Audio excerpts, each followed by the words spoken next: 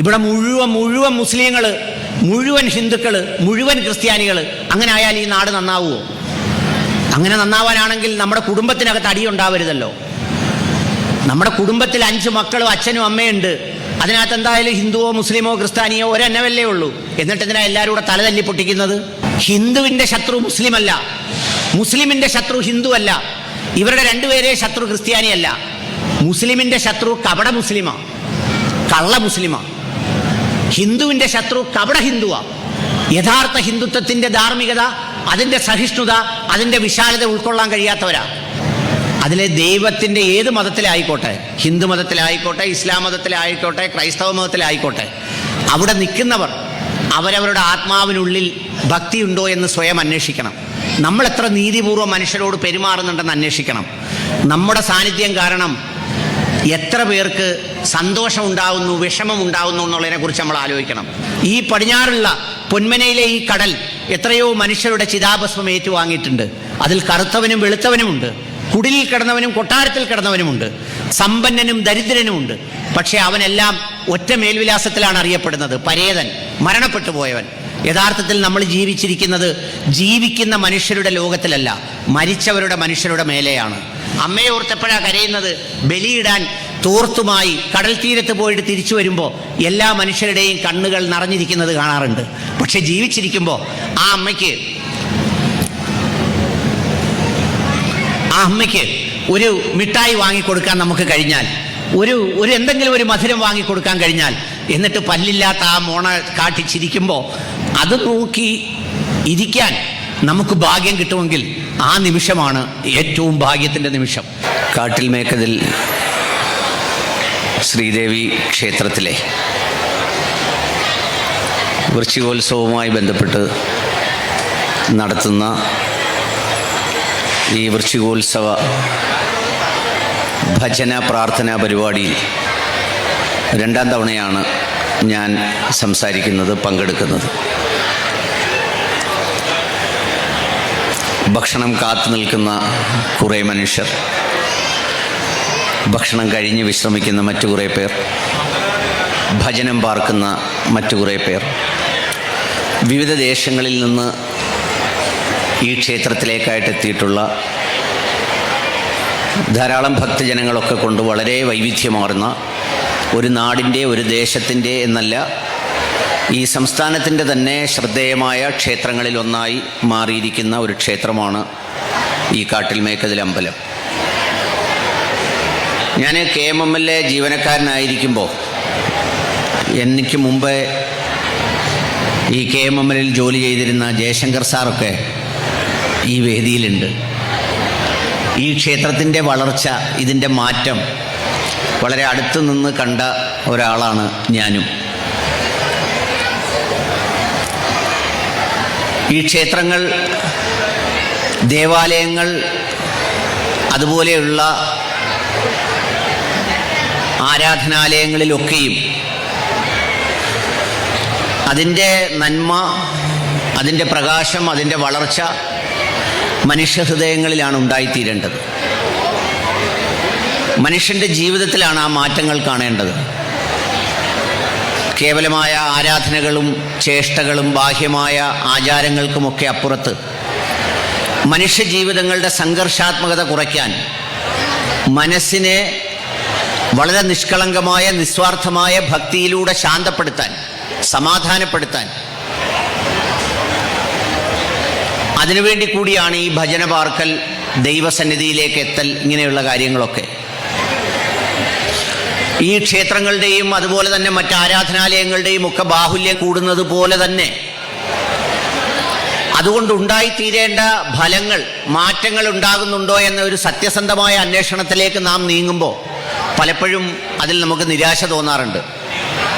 ഈ കരുനാഗപ്പള്ളി പോലീസ് സ്റ്റേഷനിൽ മാത്രം ഒരു വർഷം ഏതാണ്ട് 3500 മുതൽ 4000 വരെ ക്രിമിനൽ കേസുകളാണ് ഉണ്ടാകുന്നത്. ഇതൊന്നും ഏതെങ്കിലും ദൈവങ്ങൾ വന്ന് സൃഷ്ടിക്കുന്നതല്ല. മനുഷ്യരായ നാമൊക്കെ ബന്ധങ്ങളിൽ, സൗഹൃദങ്ങളിൽ, ഭാര്യഭർത്തൃ ബന്ധങ്ങളിൽ, കുടുംബങ്ങളിൽ, അയൽവീടുകളിൽ, മറ്റിടപാടുകളിലൊക്കെ സൃഷ്ടിക്കുന്ന ക്രിമിനൽ പ്രവർത്തികളുടെ ഭാഗമാണ്. ഒരു വർഷം കേരളത്തിൽ വിവാഹമോചനത്തിനായി രജിസ്റ്റർ ചെയ്യുന്ന കുടുംബങ്ങളുടെ എണ്ണം ഏതാണ്ട് 22,000 മുതൽ 30,000 വരെ വരുമെന്നാണ് പറയുന്നത്. ആത്മഹത്യാ നിരക്ക് മറ്റെല്ലാത്തിനേക്കാളും കൂടുതലാണ് നമ്മുടെ നാട്ടിൽ. അഴിമതിയുടെ കണക്കുകൾ എല്ലാത്തിനേക്കാളും കൂടുതലാണ് നമ്മുടെ നാട്ടിൽ. ഇതെല്ലാം കൂടാതെയാണ് ഇപ്പോൾ നമ്മളെല്ലാം കേട്ടിങ്ങനെ ഞെട്ടിത്തരിച്ചിരിക്കുന്ന ശബരിമല അയ്യൻ്റെ സ്വർണം പോലും കട്ടെടുക്കുന്ന, പാളിയും കതവും ഇളക്കിക്കൊണ്ടുപോയി ചെമ്പാക്കി കൊണ്ടുവരുന്ന കാലത്ത് നിന്നുകൊണ്ടാണ് നമ്മൾ ഈ ക്ഷേത്രത്തിലെ ആചാരങ്ങളിലും ദേവാലയങ്ങളിലും പങ്കെടുക്കുന്നതെന്നും ധർമ്മപ്രഭാഷണം നടത്തുന്നതെന്നുമുള്ള ഉത്തമ ബോധ്യം നമുക്കുണ്ടാവണം. ആരാണോ സംരക്ഷിക്കേണ്ടത്, ആരാണോ അത് സൂക്ഷിക്കേണ്ടത്, അവർ തന്നെ മോഷ്ടാക്കളാവുന്ന ഒരു കാലത്തു കൂടിയാണ് നമ്മൾ കടന്നു പോകുന്നത്. ഈ ഭാഗവതവുമായി ബന്ധപ്പെട്ട്, ഈ ഭാഗവതം അല്ലെങ്കിൽ ഇത്തരം പാരായണങ്ങൾ, ഇത്തരം കീർത്തനങ്ങൾ, ഇത്തരം ഗ്രന്ഥങ്ങൾ, ഇതൊക്കെ എന്തിനാണ് മനുഷ്യനെന്ന് ചോദിച്ചാൽ, നമ്മൾ സാധാരണ ഒരു കാർ വാങ്ങുമ്പോൾ ആ കാറിന് ഒരു പ്രോട്ടോകോൾ സെറ്റ് ചെയ്തിട്ട് അത് പ്രവർത്തിപ്പിക്കുന്നതിന് ആവശ്യമായ ഒരു ലഘുലേഖ ഉണ്ടാവും. അത് ഈ മൈക്കിനുണ്ട്, കാറിനുണ്ട്, യന്ത്രോപകരണങ്ങൾക്കുണ്ട്, കമ്പ്യൂട്ടറിനുണ്ട്, ഇതിനെല്ലാം ഉണ്ട്. അതിനെ നമ്മൾ ഇംഗ്ലീഷിൽ മൊഡ്യൂൾ എന്ന് വിളിക്കും. അഥവാ അത് പ്രവർത്തിപ്പിക്കുന്നതിൻ്റെ ഒരു പ്രോട്ടോകോൾ. അത് ഒന്നിങ്ങനെ ആയിരിക്കണം, ഇങ്ങനെ പ്രവർത്തിക്കണം, ഇങ്ങനെ തുറക്കണം, ഇങ്ങനെ അടയ്ക്കണം, ഇടിവെട്ടിയാൽ ഇങ്ങനെ നിർത്തണം എന്നൊക്കെ പറയുന്ന സംഗതിയാണ് ഈ പ്രോട്ടോകോൾ എന്ന് പറയുന്നത്. ഇതുപോലെ മനുഷ്യന് നല്ലൊരു മനുഷ്യനായി, സന്തോഷവാനായി, സംഘർഷമില്ലാതെ, ആർക്കും ദ്രോഹമില്ലാതെ, സമാധാനത്തോടെ ഈ ഭൂമിയിൽ ജീവിച്ചു മടങ്ങാൻ വേണ്ടിയുള്ള ഒരു ജീവിത പദ്ധതി എന്നുള്ള നിലയിലാണ് ഇത്തരം ഗ്രന്ഥങ്ങൾ മനുഷ്യരിലേക്ക് അവതരിപ്പിക്കപ്പെട്ടിട്ടുള്ളത്. ഭാഗവതമായാലും രാമായണമായാലും അത്തരം ഗ്രന്ഥങ്ങളിൽ നിന്നൊക്കെ മനുഷ്യന്റെ നന്മയ്ക്ക്, മനുഷ്യന്റെ മൂല്യങ്ങൾക്ക്, മനുഷ്യന്റെ മനസ്സിന്റെ സംഘർഷാത്മകത ലഘൂകരിക്കുന്നതിന് വേണ്ടി, മനുഷ്യന്റെ ആർത്തിയും അഹങ്കാരവും ഒക്കെ ഇല്ലാതാക്കുന്നതിന് ഉതകുന്ന ഒരു ആത്മീയ വായനയ്ക്ക് മനസ്സിനോട് ചേർത്ത് വെക്കാൻ, ബാഹ്യമായ രൂപങ്ങളിലല്ല, മനസ്സിനോട് ചേർത്ത് വെക്കുന്ന ഒരു ആത്മീയ തലം ഇത്തരം ഗ്രന്ഥങ്ങൾക്കുണ്ട്. ധർമാർത്ഥ കാമ മോക്ഷാണാം ഉപദേശ സമന്വിതം പുരാവൃത്തം കഥായുക്തം ഇതിഹാസം പ്രജക്ഷിതേ എന്നാണ് ഇതിഹാസത്തെക്കുറിച്ച് പറയുന്നത്. പുരുഷാർത്ഥങ്ങൾ എന്ന് പറഞ്ഞിട്ട് 4 കാര്യങ്ങൾ പറയാറുണ്ട്. ധർമാർത്ഥ കാമ മോക്ഷാണാം. ധർമ്മം, അർത്ഥം, കാമം, മോക്ഷം. എന്താ ധർമ്മം? ധർമ്മം എന്നാൽ നീതിപൂർവം ഈ ഭൂമിയിൽ ജീവിച്ചു പോവുക, എല്ലാവരോടും നീതി കാണിക്കുക, മനുഷ്യരോടാകെയും നീതി കാണിക്കുക, അങ്ങനെ നീതിപൂർവം ഈ ഭൂമിയിൽ ജീവിക്കുക. എവിടെയാണ് നീതി? കുടിലുകളിൽ ഭജനം പാർക്കുന്ന ഭക്തരുണ്ട്, എന്നെ കേൾക്കുന്നവരുണ്ട്. നമ്മുടെ ജീവിതത്തിൽ, നമ്മുടെ ബന്ധങ്ങളിൽ, നമ്മുടെ മരുമക്കളോട്, നമ്മുടെ മക്കളോട്, നമ്മുടെ അയൽക്കാരോട് എവിടെയാണ് നീതിയുണ്ടത്? ധർമ്മം ആചരിച്ച് ജീവിക്കാനാണ് സത്യം വദ ധർമ്മം ചര എന്ന് പറയുന്നത്. നമ്മൾ ഓരോരുത്തരും ഈ പ്രസംഗം കേൾക്കുമ്പോൾ ഈ ആൾക്കൂട്ടത്തിൽ ഒരു സംഗീതാത്മകമായ താളമോ കുറച്ച് ശ്ലോകങ്ങളോ കുറച്ച് സംസ്കൃതമോ അല്ല നമ്മളെ ആകർഷിക്കേണ്ടത്. മറിച്ച് ഈ പറയുന്ന കാര്യങ്ങളിലെ സത്തയാണ്, അതിൻ്റെ കണ്ടന്റാണ്, അതിൻ്റെ യഥാർത്ഥ എസൻസാണ്. ധർമ്മം ഈ ഭൂമിയിൽ നീതിപൂർവം ജീവിച്ചു മടങ്ങുന്നതിനാണ് ധർമ്മം പാലിക്കുക എന്ന് പറഞ്ഞാൽ. എല്ലാത്തിനോടും ധർമ്മമുണ്ട്. മണ്ണിനോടുണ്ട്, പ്രകൃതിയോടുണ്ട്, മനുഷ്യനോടുണ്ട്, ബന്ധങ്ങളോടുണ്ട്, സ്നേഹബന്ധങ്ങളോടുണ്ട്, നമ്മുടെ ചുമതലകളോടുണ്ട്, നമ്മുടെ ഔദ്യോഗിക തൊഴിലുകളോടുണ്ട്, നമ്മുടെ ആരാധനാലയങ്ങളോടുണ്ട്. ഇതെല്ലാം മനുഷ്യന്റെ ധർമ്മത്തിന്റെ വിവിധ വശങ്ങളാണ്. ധർമ്മം, ഈ ധർമ്മം പാലിക്കുമ്പോൾ അതിൻ്റെ രണ്ടാമത്തത് എന്താ? ധർമാർത്ഥം, അർത്ഥം. എന്താണ് അർത്ഥം? സാധാരണ നമ്മൾ പാഠപുസ്തകങ്ങളിൽ പഠിക്കുന്ന മീനിങ് എന്ന് പറയുന്ന ആ അർത്ഥമല്ല, മറിച്ച് സമ്പത്ത്, സമ്പാദിക്കുക. ആ സമ്പാദിക്കുന്നതിൽ ധർമ്മം സൂക്ഷിച്ച് സമ്പാദിക്കുക. ഒരാൾ കാട്ടിലമ്പലത്തിൽ വരുന്നു, എനിക്ക് ഒരുപാട് കടമുണ്ട്, പ്രയാസമുണ്ട്, ബുദ്ധിമുട്ടുണ്ട്, ഇവിടെ മണി കെട്ടുന്നു, തിരിച്ചിങ്ങനെ നടന്നു പോകുമ്പോൾ ഒരു പൊതിക്കകത്ത് കുറച്ച് കാശ് കിടക്കുന്നു. നമ്മുടെ ഒരു ചിന്ത എന്താ? അയ്യോ, കാട്ടിൽ ദേവി എത്രയോ ശക്തിയുള്ള ദേവിയാ, ഞാൻ മണി കെട്ടിയിട്ട് വന്നപ്പോഴേ നോട്ട് കെട്ട് താണ്ട് എൻ്റെ മുന്നിൽ കിടക്കുന്നു. അല്ല, അത് വല്ലവൻ്റെ മുതലാ, അതുകൊണ്ട് കൊടുക്കണം. കടം തീർക്കാൻ ഇവിടെ മണി കെട്ടിക്കഴിഞ്ഞ് പുറത്തേക്ക് ഇറങ്ങുമ്പോൾ താഴെ കിടക്കുന്ന കാശ് എൻ്റേതാണെന്ന് വിശ്വസിക്കുന്ന ആ സമ്പാദനമല്ല.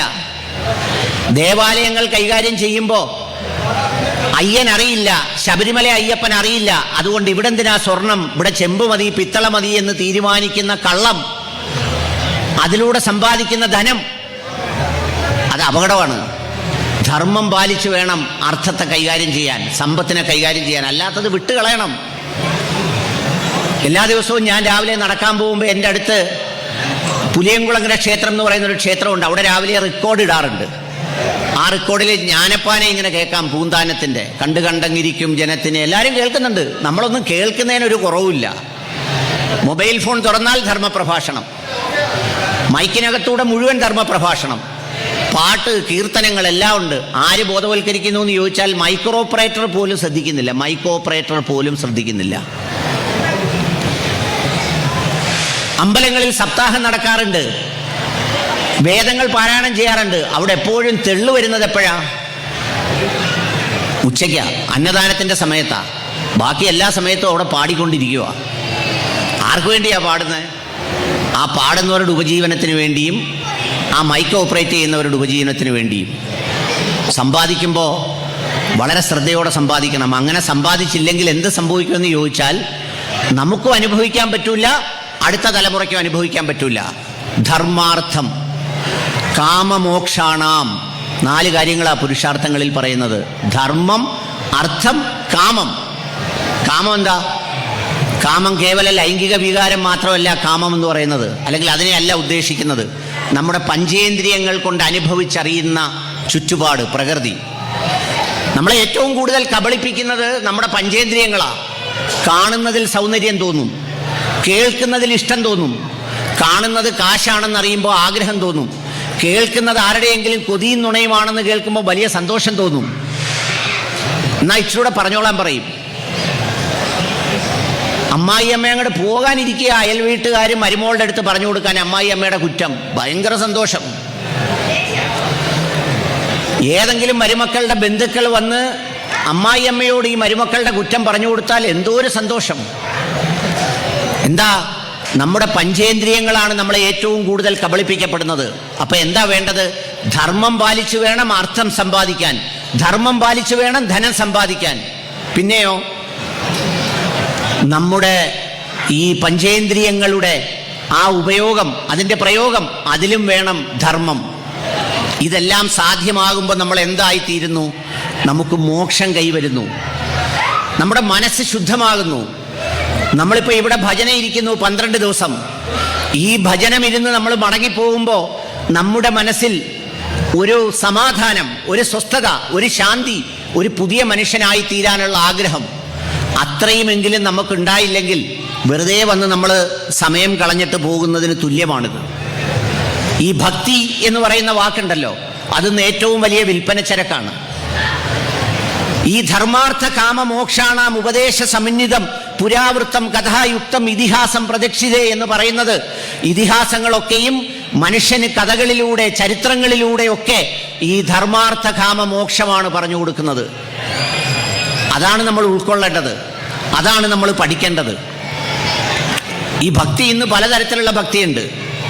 കച്ചവട ഭക്തിയുണ്ട്, കച്ചവട ഭക്തി.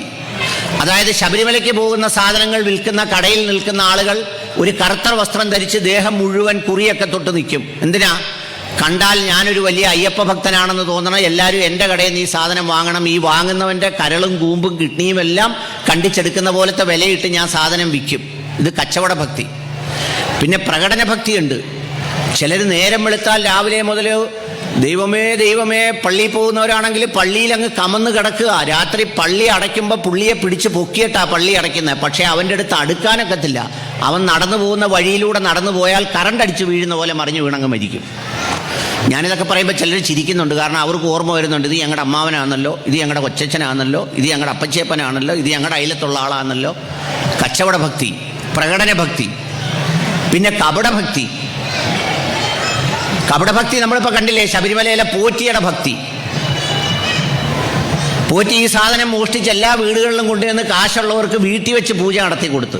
സിനിമാ നടൻ ജയറാമിനൊക്കെ വീട്ടിൽ വെച്ച് നടത്തി കൊടുത്തു. നിങ്ങൾ ശബരിമല വരെ വന്ന് ഇടിക്കണ്ട, അതിൻ്റെ തുക എനിക്ക് തന്നാൽ മതി. എന്ത് ഭക്തിയാ? യഥാർത്ഥത്തിൽ മനുഷ്യന് ഈ പറയുന്ന ഭാഗവതം കേട്ടും രാമായണം കേട്ടും ഭജനം ഇരുന്നും ഉണ്ടാകേണ്ടത് നിഷ്കളങ്കമായ ഭക്തിയാണ്. നിഷ്കളങ്കമായ ഭക്തി. ആ നിഷ്കളങ്കമായ ഭക്തി എന്താ?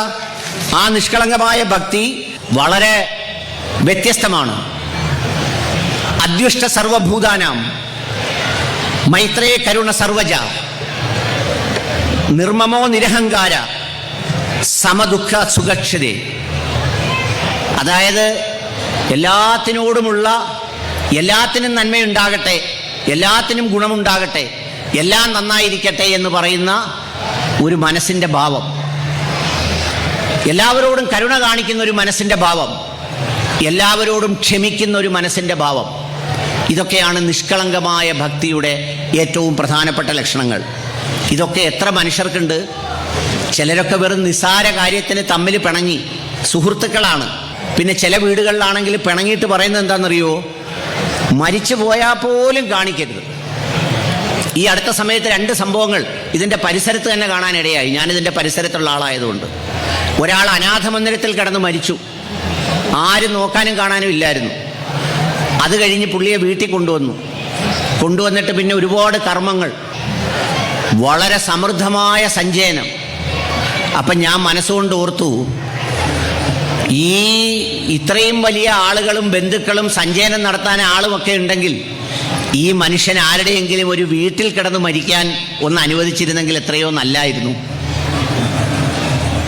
അത് ഒരു മതത്തിൽ മാത്രമല്ല, ഇസ്ലാം മതത്തിൽ ഈ മുസ്ലിങ്ങളുടെ ഇടയിൽ ഭയങ്കര പിണക്കം. 2 പേര് തമ്മിൽ വസ്തു കച്ചവടത്തിന് പിണങ്ങി, അല്ലെങ്കിൽ വേറെന്തെങ്കിലും കാര്യത്തിന് പിണങ്ങി. ഈ പിണക്കമെല്ലാം കഴിഞ്ഞ് മരണപ്പെട്ട് കഴിയുമ്പോൾ പിന്നെ 3-ൻ്റെ അന്നൊരു ചടങ്ങുണ്ട്. ആ ചടങ്ങിൽ പൊറോട്ട വിളമ്പുന്നത് ദുഃഖിതനായ ഒരു സഹോദരനാണ്, പൂവമ്പഴം വിളമ്പുന്നത് വേറൊരു സഹോദരനാണ്. എൻ്റെ പ്രിയപ്പെട്ടവരെ, ആരെന്ത് സഞ്ചയനം നടത്തിയാലും എന്ത് കർമ്മം നടത്തിയാലും ദൈവം എന്ന് പറയുന്നത് കൈക്കൂലിക്കാരനല്ല. നിങ്ങൾ ചെയ്യുന്ന പ്രവൃത്തിയുടെ കൂലി നിങ്ങൾക്ക് കിട്ടും. അത് ജീവിച്ചിരിക്കുമ്പോൾ നിങ്ങൾ ചെയ്യുന്ന പ്രവൃത്തിയുടെ ഫലം നിങ്ങൾക്ക് കിട്ടും. നിങ്ങളുടെ പ്രവൃത്തിയാണ് നിങ്ങളുടെ വിധി. യാതൊരു ഉപകാരവും ചെയ്യാതെ, ഒരു മനുഷ്യനെയും വീട്ടിൽ കയറ്റാതെ, മക്കളും ജീവിക്കാൻ അനുവദിക്കാതെ നമ്മൾ കുറച്ച് ഭക്തിയൊക്കെ കാണിച്ചിങ്ങനെ നടന്ന് അവസാനം നമ്മൾ മരണപ്പെട്ടു. നമ്മുടെ മക്കൾ വലിയ വലിയ ഹോമം നടത്തി, യാഗം നടത്തി, അത് നടത്തി, ഇത് നടത്തി. അങ്ങനൊന്നും സ്വർഗത്തിൽ വിടാനൊക്കത്തില്ല. ദൈവമൊക്കെ കുറച്ച് നീതിമാനാണ്. അപ്പം അതുകൊണ്ട് ഈ യഥാർത്ഥത്തിലുള്ള കാപഢ്യമൊക്കെ കളഞ്ഞ് മനുഷ്യരോട് സ്നേഹത്തോടെ, ക്ഷമയോടെ ഈ ഭൂമിയിൽ ജീവിച്ചു മടങ്ങണം. അതിന് 9 രൂപങ്ങളുണ്ട് ഭക്തിക്ക്, നിഷ്കളങ്കമായ ഭക്തിക്ക്. 1 ശ്രവണം. എന്താ ശ്രവണം? നല്ല കാര്യങ്ങൾ കേൾക്കണം. ഭഗവാന്റെ പ്രകീർത്തനങ്ങൾ ചെവി കൊണ്ട് കേൾക്കണം. നമുക്ക് ഏറ്റവും കേൾക്കാൻ ഇഷ്ടം എന്താ? നമുക്ക് ഏറ്റവും കൂടുതൽ കേൾക്കാൻ ഇഷ്ടം കൊതിയും നുണയുവാ, വേറൊരാളിൻ്റെ കുറ്റവാ, വേറെ ആരെയെങ്കിലും കുറിച്ച് പറയുന്ന മോശം പ്രവൃത്തിയാണ്. അതിനു പകരം ജീവിതത്തിൽ നല്ല കാര്യങ്ങൾ കേൾക്കുന്ന ഒരാളായിട്ട് നമ്മൾ മാറണം. പിന്നെയോ കീർത്തനം. ശ്രവണം വേണം, കീർത്തനം വേണം. എന്താ കീർത്തനം? കീർത്തനം എന്ന് പറഞ്ഞാൽ നല്ല നല്ല ദൈവിക വചനങ്ങൾ, പ്രകീർത്തനങ്ങൾ, പ്രാർത്ഥനകൾ. ആ പ്രാർത്ഥനകൾ എപ്പോഴും നമ്മുടെ ചുണ്ടിൽ നിന്നുണ്ടാവണം. പിന്നെന്താ? നല്ല സ്മരണ ഉണ്ടാവണം. ഇതൊക്കെ ഭക്തിയുടെ ലക്ഷണമാണ്. ഞാൻ പറഞ്ഞത്, ഇവിടെ നിങ്ങൾ ഭജന ഇരിക്കുമ്പോഴെങ്കിലും നിങ്ങളുടെ മനസ്സിൽ നല്ല പ്രകീർത്തനം, നല്ല ശ്രവണം, നല്ല സ്മരണം, പിന്നെന്താ? പാദസേവനം, പിന്നെ അർച്ചന, ദാസ്യം, ആത്മനിവേദനം. ഇതൊക്കെ മനുഷ്യൻ ഭക്തിയിലേക്ക് എത്തിച്ചേരാനുള്ള, മനുഷ്യൻ്റെ ഭക്തിയിലേക്ക് അടുക്കാനുള്ള മനുഷ്യ ജീവിതത്തിൻ്റെ ഏറ്റവും പ്രധാനപ്പെട്ട കാര്യങ്ങളാണ്. ഈ ഭക്തിയെക്കുറിച്ച് പറയുമ്പോൾ നമ്മൾ ഭാഗവതത്തിൽ 2 പേരുടെ ചരിത്രം എപ്പോഴും ഓർത്തിരിക്കും. ഭക്തിയെക്കുറിച്ച് പറയുമ്പോൾ 7-ാം സ്കന്ധത്തിൽ പറയുന്ന പ്രഹ്ലാദ ചരിത്രവും 4-ാം സ്കന്ധത്തിൽ പറയുന്ന ധ്രുവൻ്റെ ചരിത്രവും. ഞാൻ ഈ രാമായണ പ്രഭാഷണത്തിനുമൊക്കെ പോകുമ്പോൾ ഞാൻ ചിലപ്പോൾ ഇത് വായിച്ച് പഠിക്കാൻ വേണ്ടി വല്ലാതെ മെനക്കെടുമ്പോൾ എൻ്റെ ഹിന്ദുക്കളായ സുഹൃത്തുക്കൾ പറയാറുണ്ട്, നീ അത്രയും പാടുവിട്ട് പഠിക്കുകയൊന്നും വേണ്ട, ഞങ്ങളുടെ ആളുകൾക്കൊന്നും ഇതിനെക്കുറിച്ച് വലിയ വശമൊന്നുമില്ല, നീ എന്തോ കഥ പറഞ്ഞാലും അവർ കേട്ടോളും, എന്ന് പറയാറുണ്ട്. ഞാൻ ഈ രാമായണ പ്രഭാഷണത്തിനൊക്കെ ഓച്ചിറ പരബ്രഹ്മ ക്ഷേത്രത്തിൽ ചെല്ലുമ്പോൾ ഈ രാമായണത്തിൽ ഞാൻ വായിച്ചറിഞ്ഞ പഠിച്ച പല കഥകളെക്കുറിച്ച് ഞാൻ ചോദിക്കാറുണ്ട്. ആ ചോദിക്കുമ്പോൾ അവിടെ ഇരിക്കുന്നവർക്ക് വലിയ തിട്ടമില്ല. ഈ കാക്കയെ ബലിക്കാക്ക അല്ലെങ്കിൽ കാക്ക ബലിക്കാക്കയായത് എങ്ങനെയാണെന്നറിയാവോ ആർക്കെങ്കിലും? ഈ കാക്ക ബലിക്കാക്കയായി മാറിയതിനൊരു ചരിത്രമുണ്ട്. ഈ രാമായണത്തിൽ ദണ്ഡകാരണ്യത്തിൽ സീതാദേവി ഇങ്ങനെ ഇരിക്കുന്ന സമയത്ത് ഭയങ്കര പരീക്ഷണത്തിൻ്റെ നാളുകളായിരുന്നല്ലോ. രാമായണത്തിൽ സീതാദേവിയുടെ രാമൻ്റെ വനവാസം, അതിനെ തുടർന്നുണ്ടായ സംഭവവികാസങ്ങൾ ഒത്തിരിയുണ്ട്, എല്ലാവർക്കും അറിയാവുന്നതാണ്. പൊതുവിലൊരു കഥയൊക്കെ എല്ലാവർക്കും അറിയാം. എന്നാൽ ആ കഥയ്ക്കുള്ളിലുള്ള കഥകളാണ് പലപ്പോഴും നമ്മൾ പഠിക്കാൻ മറന്നു പോകുന്നത്. അപ്പോൾ ഈ ദണ്ഡകാരണ്യത്തിൽ സീതാദേവി ഇരിക്കുമ്പോൾ ഈ കാക്ക വന്ന് സീതാദേവിയെ വല്ലാണ്ട് ആക്രമിച്ചു. അപ്പോഴത്തേക്ക് രാമന് വല്ലാത്ത ദേഷ്യം വന്നു. രാമന് തൻ്റെ അമ്പെടുത്ത് കാക്കയെ നോക്കി ഒരമ്പ് ചെയ്തു. അതിൻ്റെ ചരിത്രം എന്താണെന്ന് വെച്ചാൽ, ദശാർഹർ എന്ന് പറയുന്ന ഒരു മഹാരാജാവ് ഉണ്ടായിരുന്നു. ആ മഹാരാജാവ് വലിയ പാപിയായിരുന്നു. അദ്ദേഹം ഈ പാപത്തിൽ നിന്ന് മോചനം നേടാൻ വേണ്ടി ഒരു പ്രത്യേകമായ യാഗം നടത്തി. അങ്ങനെ ഈ പാവങ്ങളെല്ലാം, കുറ്റങ്ങളെല്ലാം കാക്കകളെപ്പോലെ പറന്നുപോയി എന്നാണ് പറയുന്നത്. എന്ന് പറഞ്ഞാൽ കാക്ക ഈ ഒരു പാപത്തിൻ്റെ ലക്ഷണമായിട്ടാണ് കണ്ടിരുന്നത്. ആ പാപത്തിൻ്റെ ലക്ഷണമായിട്ട് കണ്ടിരിക്കുമ്പോഴാണ് സീതാദേവിയെ വന്ന് ഈ കാക്കയെ ആക്രമിക്കുന്നത്. അപ്പോൾ ശ്രീരാമന് ദേഷ്യം വന്നു. നമുക്കും ചിലപ്പോഴങ്ങനെയാണല്ലോ, ഈ ഭാര്യയായിട്ടൊക്കെ പോകുമ്പോൾ ആരെങ്കിലും ചൂടായാൽ നമുക്കൊരിച്ചിരി ചൂട് കൂടുതൽ വരും. കാരണം ഇല്ലെങ്കിൽ അവളെന്തോ വിചാരിക്കും, ഞാൻ വെറും പോങ്ങുമൂടനാന്ന് വിചാരിക്കത്തില്ലയോ എന്ന് വിചാരിച്ച് ബലമില്ലെങ്കിലും ചിലപ്പോൾ കുറച്ച് ബലം കാണിക്കും. അങ്ങനെയാണ് ഈ റോഡ് സൈഡിൽ പാർക്കിങ്ങിലൊക്കെ അടി നടക്കുന്നത്. ഈ ഭാര്യ നിൽക്കുമ്പോൾ വേറൊരാൾ ചീത്ത വിളിക്കുമ്പോഴത്തേക്ക് അവനങ്ങ് 2-3 ആളായിട്ട് മാറും. ഈ മനസ്സില്ലെങ്കിലും ചിലർ ചാടി വീണ് അടിയും വാങ്ങിച്ച് പെണ്ണുമ്പിള്ളയുടെ മുമ്പിൽ താഴെ വീഴുന്നുണ്ട്. രാമനും ഇടയ്ക്ക് അങ്ങനെ 2 സന്ദർഭങ്ങളുണ്ട് രാമായണത്തിൽ. ഒന്ന്, രാമൻ ഇങ്ങനെ ഇരിക്കുന്ന സമയത്ത് മാരീചൻ വരുമ്പോൾ മാനിനെ അണ്ണൻ ഇനി പിടിച്ചോണ്ട് വരാൻ പറഞ്ഞു. അപ്പോഴത്തേക്ക് അണ്ണൻ പെട്ടെന്ന് പിടിക്കാൻ പോയി. ഈ കല്യാണം കഴിഞ്ഞ ഉടനെയൊക്കെ അണ്ണൻ എന്തോ പറഞ്ഞാലും ഈ മോള് പറഞ്ഞാൽ ഉടനെ അണ്ണൻ പിടിച്ചു കൊടുക്കും. പിന്നെ കുറച്ച് കഴിയുമ്പോഴാണല്ലോ ഈ കഴുത്തിന് പിടി വരുന്നത്. ആദ്യമൊക്കെ അതിനാണല്ലോ ഈ ഹണിമൂൺ എന്ന് പറയുന്നത് സന്തോഷമുള്ള സമയത്ത് വഴക്കിടുന്നതിന് മുമ്പ് നടത്തുന്ന യാത്രയാണ്. ആരെങ്കിലും ഒരു 10 വർഷം കഴിഞ്ഞ് ഹണിമൂൺ എന്ന് പറയുന്നത് കേട്ടിട്ടുണ്ടോ? അപ്പോഴത്തേക്ക് ഡ്യുവൽ മൂണാവും. 2 ചന്ദ്രനും 2 മുറിയിലും 2 കട്ടിലേലും 2 കീർത്തനവും ഒക്കെ ആയിരിക്കും. ഒരിടത്ത് ഭരണിപ്പാട്ടും പിന്നെ മറ്റൊരുത്ത് പൂരപ്പാട്ടും ഒക്കെ ആയിട്ട് കഴിയുന്ന കാലമായിരിക്കും. എന്തായാലും രാമൻ ഒന്ന് അങ്ങനെ പിടിക്കാൻ പോയാണ് സീതയെ ഈ രാവണൻ വന്ന് തട്ടിക്കൊണ്ടു പോകുന്നത്. ഇത് കാക്കയെ ആക്രമിക്കാൻ വന്നപ്പോൾ പുള്ളിക്ക് ദേഷ്യം വന്നു. പുള്ളി അമ്പെടുത്ത് ഒരൊറ്റ അടി കൊടുത്തു. അപ്പോൾ കാക്കയുടെ ഒരു കണ്ണങ്ങ് പോയി. അപ്പോൾ കാക്ക അങ്ങനെ ഒറ്റക്കണ്ണനായിട്ട് മാറി. അതുകൊണ്ടാണ് നമ്മൾ ഈ കാകദൃഷ്ടി എന്നൊക്കെ പറയും. കാക്ക നോക്കുന്ന കണ്ടിട്ടുണ്ടോ? ഇങ്ങനെ ചരിഞ്ഞും പിരിഞ്ഞും 360 ഡിഗ്രിയിലൊക്കെയാണ് നോക്കുന്നത്. അപ്പോൾ ഇങ്ങനെ കാക്ക തുടരുന്ന സമയത്ത് ഈ രാവണൻ്റെ കയ്യിൽ നിന്ന് സീതയൊക്കെ കഴിഞ്ഞ് മോചിപ്പിച്ചുകൊണ്ട് വന്ന് ഇവർ രണ്ടുപേരുടെ നർമ്മസല്ലാപത്തിൽ ഇങ്ങനെ വനത്തിലിരിക്കുമ്പോൾ ഈ കാക്ക വന്നു. ഈ കാക്ക അന്ന് സീതാദേവിയെ ആക്രമിക്കാൻ വന്നത് ഇന്ദ്രൻ്റെ മകൻ ജയന്തനാണ് കാക്കയുടെ രൂപത്തിൽ വന്നത്. അതാണ് ഈ അമ്പെടുത്ത് ശ്രീരാമൻ കാക്കയെ ആക്രമിച്ചത്. അപ്പോൾ ഈ കാക്ക വന്ന് സീതയുടെ മുമ്പിൽ ഇരുന്ന് കണ്ടപ്പോൾ സീത അണ്ണാ കാക്ക കാക്ക കാക്ക എന്ന് പറഞ്ഞു. ഇപ്പോഴത്തെ കാക്കയല്ലേ, പഴയ കാക്ക. അപ്പോൾ ശ്രീരാമൻ ആകെ വേവലാതിയായി. പണ്ട് മാൻ മാൻ മാൻ എന്ന് പറഞ്ഞ് അതിൻ്റെ പുറകെ ഞാൻ ഓടിയാണ് ഈ പുക്കാറെല്ലാം ഉണ്ടായത്. അപ്പോൾ ചോദിച്ചു, നീ എന്താ ഈ കാക്ക കാക്ക? അപ്പോൾ കാക്കയെ കാണുമ്പോൾ എനിക്ക് പേടിയാവുന്നു, എനിക്ക് ഭയങ്കര പേടി. പണ്ട് നമ്മളങ്ങനെയാണല്ലോ, ഒരു വശത്ത് ഒരു പ്രാവശ്യം അപകടം പറ്റിയാൽ പിന്നെ അത് കാണുമ്പോൾ പേടിയാണല്ലോ. ഒന്ന് സൈക്കിളിൽ നിന്ന് വീണിട്ട് പിന്നെ സൈക്കിളിൽ ഔട്ടാത്ത ഒത്തിരി പേരുണ്ട്. ആദ്യം നല്ലപോലെ കൂം പിടിച്ച് വീണാൽ പേടിച്ചു പോകും. അപ്പോൾ അങ്ങനെ എന്തായാലും സീതയുടെ പേടി കണ്ട് രാമൻ ചോദിച്ചു, എന്താ കാര്യമെന്ന് ചോദിച്ചാൽ പറഞ്ഞല്ല, ഞാൻ മുഖാന്തരമല്ലേ ഈ കാക്കയുടെ കണ്ണ് പോയത്, ഭയങ്കര കഷ്ടമല്ലേ, കാക്കയ്ക്ക് കണ്ണ് കാണാൻ വയ്യ, വല്ലാതെ നിൽക്കുന്നു. അപ്പം ശ്രീരാമൻ ചോദിച്ചു, ഞാൻ എന്ത് വേണോ അതിന് ആ കാക്കയ്ക്ക് ഒരു വരം കൊടുക്കണം, കാക്കയെ അതിൽ നിന്ന് മോചിപ്പിക്കണമെന്ന് പറഞ്ഞു. അപ്പോൾ ശ്രീരാമൻ കാക്കയെ അടുത്തോട്ട് വിളിച്ചിട്ട് പറഞ്ഞു, നിൻ്റെ കണ്ണിന് കാഴ്ചയില്ല, എൻ്റെ ഒരു വശത്ത് കാഴ്ചയില്ല, നിനക്കെന്തെങ്കിലും വരം വേണോ? അപ്പോൾ കാക്ക പറഞ്ഞു, വേണ്ട, വരമൊന്നും വേണ്ട, കണ്ടത് തന്നെ വലിയ ഭാഗ്യം. നമുക്കങ്ങനെ ആണല്ലോ, ചില പണമുള്ള ആളുകൾ നമ്മളെ എടാന്ന് വിളിച്ചാൽ നമ്മൾ വലിയ ഭക്തിയോടെ അവരെ മുമ്പ് നിൽക്കുമല്ലോ. എന്നെ എടാന്ന് വിളിച്ച് എന്താടാ എന്നൊക്കെ ചോദിച്ചാൽ എല്ലാവരും നോക്കും, കണ്ടോ എന്നെ എടാന്ന് വിളിച്ചുണ്ടോ, ആൾ സമ്പത്തുള്ള ആളായിരിക്കണം. അല്ലെങ്കിൽ അധികാരമുള്ള ആളായിരിക്കണം. അപ്പോൾ ഒരു മന്ത്രി വന്ന് ഇങ്ങോട്ട് ഇറങ്ങി വരുമ്പോഴത്തേക്ക് ആടാ തങ്കപ്പ എന്നൊന്ന് വിളിച്ചാൽ തങ്കപ്പനൊരു പൊന്നപ്പനായിട്ട് അങ്ങ് മാറും.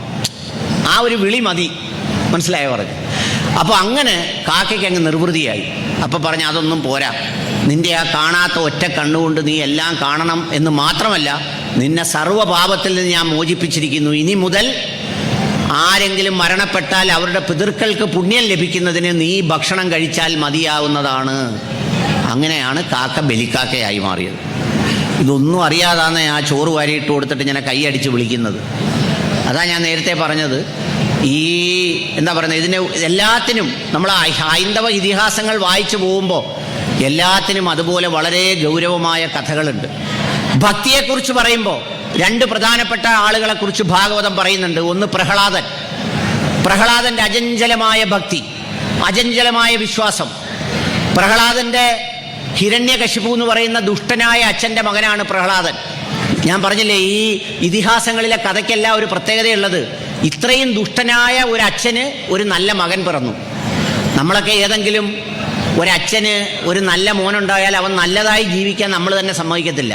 അയ്യോ അതില്ല കള്ളൻ തങ്കപ്പൻ്റെ മോൻ, അല്ലെങ്കിൽ കള്ളൻ ചെല്ലപ്പൻ്റെ മോൻ, എന്തുവാ പണ്ടങ്ങാണ്ട് അവൻ്റെ അപ്പൂപ്പൻ അടയ്ക്ക കട്ടേന് നമ്മൾ പിടിച്ചോണ്ടിരിക്കുക കള്ളൻ ചെല്ലപ്പൻ്റെ മോൻ. ഹിരണ്യകശിപു എൻ്റെ മകനാണ് പ്രഹ്ലാദൻ. പ്രഹ്ലാദൻ്റെ ഭക്തി വളരെ പ്രസിദ്ധമാണ്. സദാസമയം വിഷ്ണു ഭക്തിയുമായി നടന്ന ആളാണ് പ്രഹ്ലാദൻ.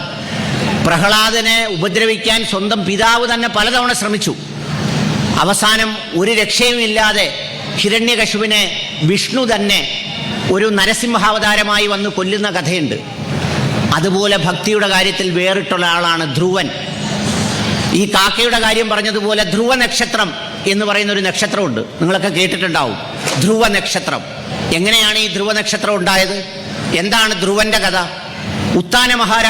ഉത്താനപാദ മഹാരാജാവ് എന്ന് പറയുന്ന ഒരു രാജാവിന് രണ്ട് ഭാര്യമാരുണ്ടായിരുന്നു. ഒരു ഭാര്യയുടെ പേര് സ്വരുചി, ഒരു ഭാര്യയുടെ പേര് സുനീതി. അതിൽ ഈ സുരുചി എന്ന് പറയുന്ന ഭാര്യ നല്ല സുന്ദരിയായിരുന്നു. എല്ലാ രാജാക്കന്മാർക്കും സുന്ദരിയായ ഭാര്യയോടൊരു ഇഷ്ടം വരും. ഇപ്പം രാജാക്കന്മാർക്ക് മാത്രമല്ല, ഒരുപാട് ചേട്ടന്മാർക്കും ഉണ്ട് ഈ പ്രശ്നം. ഈ വീട്ടിൽ നിൽക്കുന്ന ഭാര്യയേക്കാൾ ഭയങ്കര സൗന്ദര്യമാണ് അപ്പുറത്തെ വീട്ടിലെ തങ്കമണിക്ക്. അതുപോലെ തന്നെ തിരിച്ചു ഉണ്ടാവുന്നവരുണ്ട്. അപ്പോൾ ഈ രണ്ട് ഭാര്യമാരിൽ കാണാൻ കൊള്ളാവുന്ന ഈ സുരുചിയോടായിരുന്നു ഭയങ്കര ഇഷ്ടം. സുരുചിയിൽ ഒരു മകനുണ്ട്, ആ മകൻ്റെ പേരാണ് ഉത്തമൻ. സുനീതിയിലുള്ള ഒരു ഭാര്യയിലുള്ള മകൻ്റെ പേരാണ് ധ്രുവൻ. ഈ ധ്രുവൻ ഒരു കാരണവശാലും ഈ അച്ഛനുമായി ഒന്ന് കളിക്കാനോ ആ മടിയിലിരിക്കാനോ ഈ രണ്ടാം ഭാര്യയെ സമ്മതിക്കത്തില്ല. രണ്ടാം ഭാര്യ എന്ന് പറഞ്ഞാൽ രണ്ടുപേരിൽ ഒരാൾ. അവർ സുന്ദരിയായതുകൊണ്ട് രാജാവിൻ്റെ പിടുത്തം മൊത്തം അവരുടെ കയ്യില്ല. ഈ രാമായണം നമ്മൾ ഇതിഹാസങ്ങളെല്ലാം വായിച്ചു നോക്കുമ്പോൾ ഈ മനുഷ്യൻ്റെ വൈകാരികമായ മാറ്റങ്ങൾ, ഞാൻ നേരത്തെ പറഞ്ഞ ധർമാർത്ഥ കാമ മോക്ഷാണാം എന്ന് പറഞ്ഞതുപോലെ മനുഷ്യൻ്റെ ഈ ധർമ്മത്തിനോടും അർത്ഥത്തിനോടും കാമത്തിനോടുമുള്ള മനുഷ്യൻ്റെ വ്യതിയാനങ്ങളാണ് എല്ലാ ഇതിഹാസങ്ങളുടെയും വഴിത്തിരിവുകൾ. ദശരഥ മഹാരാജാവിൻ്റെ കഥ നമുക്കറിയാം. എന്തുകൊണ്ടാണ് രാമൻ കാട്ടിപ്പോകേണ്ടത് വന്നതെന്ന് നമുക്കറിയാം. ജീവന് തുല്യം സ്നേഹിച്ച ഭാര്യയ്ക്ക് എല്ലാ വരവും വരവും നൽകിയ ശേഷം എല്ലാ ധാരണയിലും പരസ്പരം എത്തിയ ശേഷമാണ് പിന്നീട് ദശരഥ മഹാരാജാവ് പറയുന്നത്, ഞാൻ കിടന്നുറങ്ങിയത് ഒരു സർപ്പത്തിൻ്റെ കൂടെയായിരുന്നു എന്ന് ഞാൻ അറിഞ്ഞില്ല. ഇവിടെയുമുണ്ട് ഈ ഉത്താനപാദ മഹാരാജാവിന് രണ്ട് ഭാര്യമാരിൽ സുന്ദരിയായ ഭാര്യയോട് പ്രത്യേക ഇഷ്ടം. ഒരു ദിവസം ഈ സുന്ദരിയായ ഭാര്യയുടെ മകനായ ഉത്തമൻ ഈ ഉത്താനപാദ മഹാരാജാവിൻ്റെ മടിയിലിരുന്ന് കളിക്കുമ്പോൾ ധ്രുവനും കൂടി വന്നിരുന്നു, ഈ ആദ്യത്തെ ഭാര്യയുടെ മകനും കൂടി. അപ്പം ഈ സുന്ദരിയായ ഭാര്യ ഈ മകനെ മടിയിൽ നിന്ന് ആട്ടി ഓടിച്ചിട്ട് പറഞ്ഞു, നിനക്കിരിക്കാനുള്ള യോഗ്യതയില്ല, അതിന് നീ നല്ല ഗർഭത്തിൽ ജനിക്കണം, എന്നെപ്പോലുള്ള സുന്ദരിയായ ഭാര്യയുടെ ഗർഭത്തിൽ ജനിക്കണം, എങ്കിൽ മാത്രമേ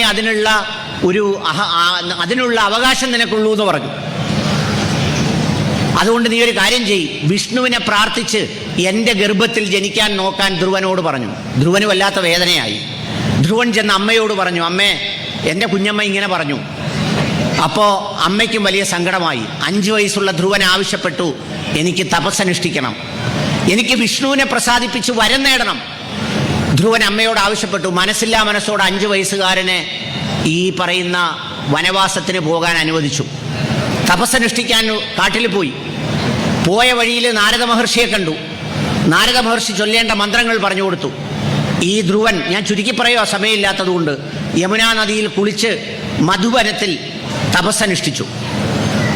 ആദ്യത്തെ 2 മാസം 3 ദിവസത്തിലൊരിക്കൽ മാത്രം ഭക്ഷണം കഴിച്ചു.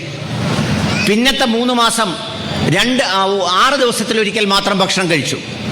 പിന്നത്തെ 3-ാം മാസം മുതൽ 9 ദിവസം കൂടുമ്പോൾ മാത്രം ഭക്ഷണം കഴിച്ചു. 5-ാമത്തെ മാസമായപ്പോൾ ധ്രുവൻ ഭക്ഷണം കഴിപ്പുൾപ്പെടെ ഈ ശ്വസിക്കുന്നതുൾപ്പെടെ എല്ലാം നിർത്തിവെച്ചു. വായു നിശ്ചലമായി എന്നാണ് ഈ ഭാഗവതത്തിൽ പറയുന്നത്. വായു നിശ്ചലമായി.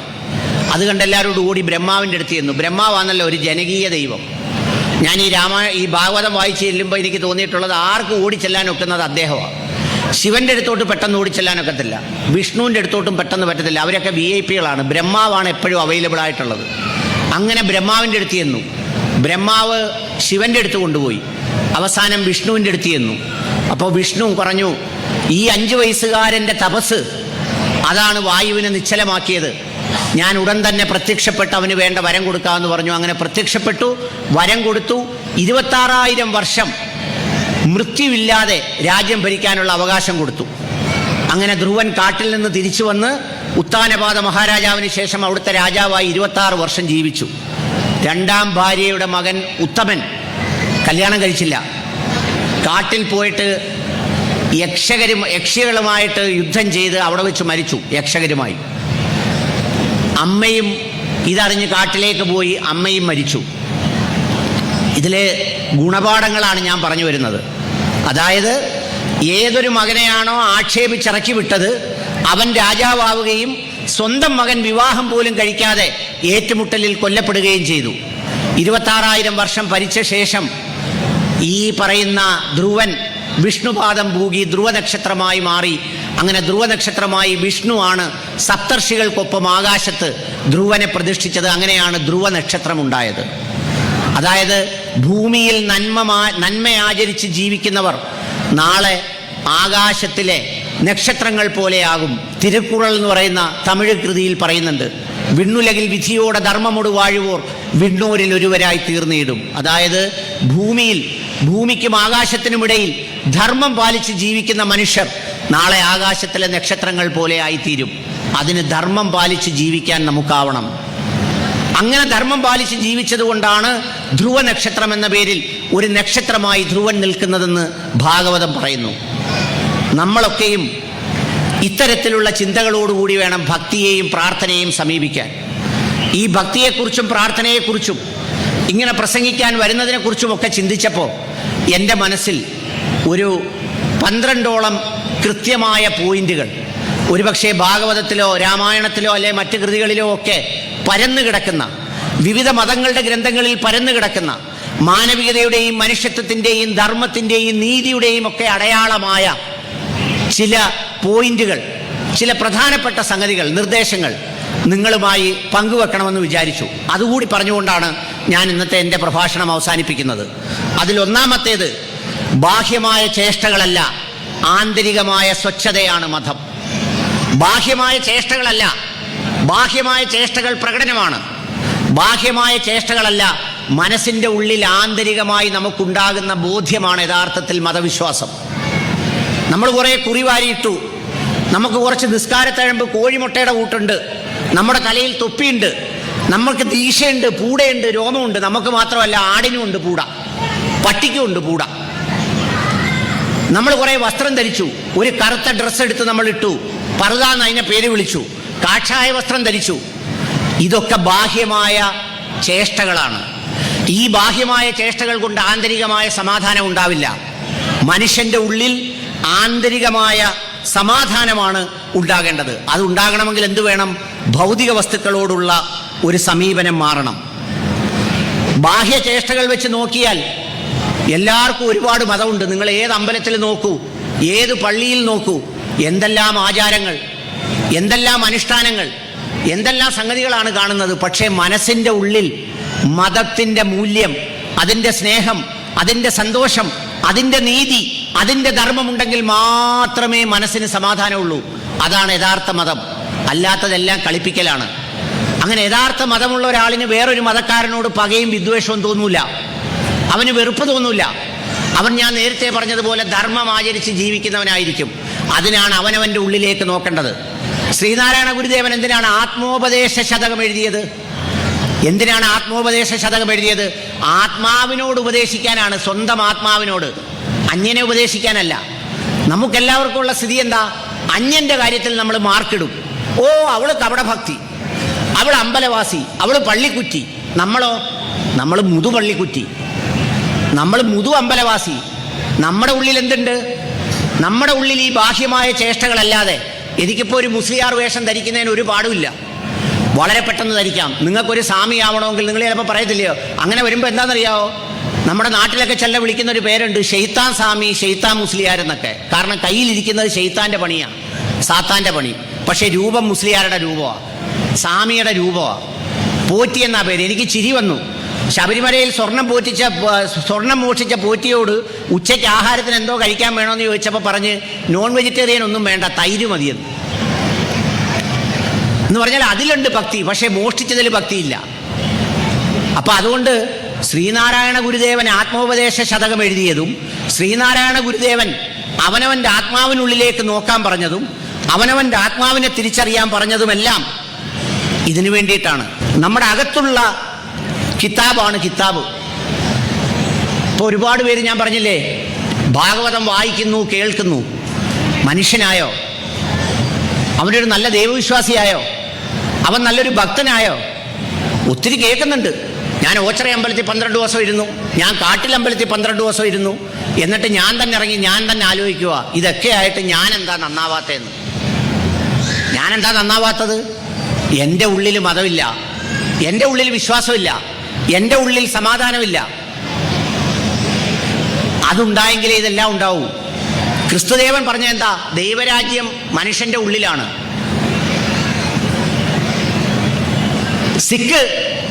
സിഖ് മതത്തിൻ്റെ ഉപജ്ഞാതാവ് പറഞ്ഞ എന്താ?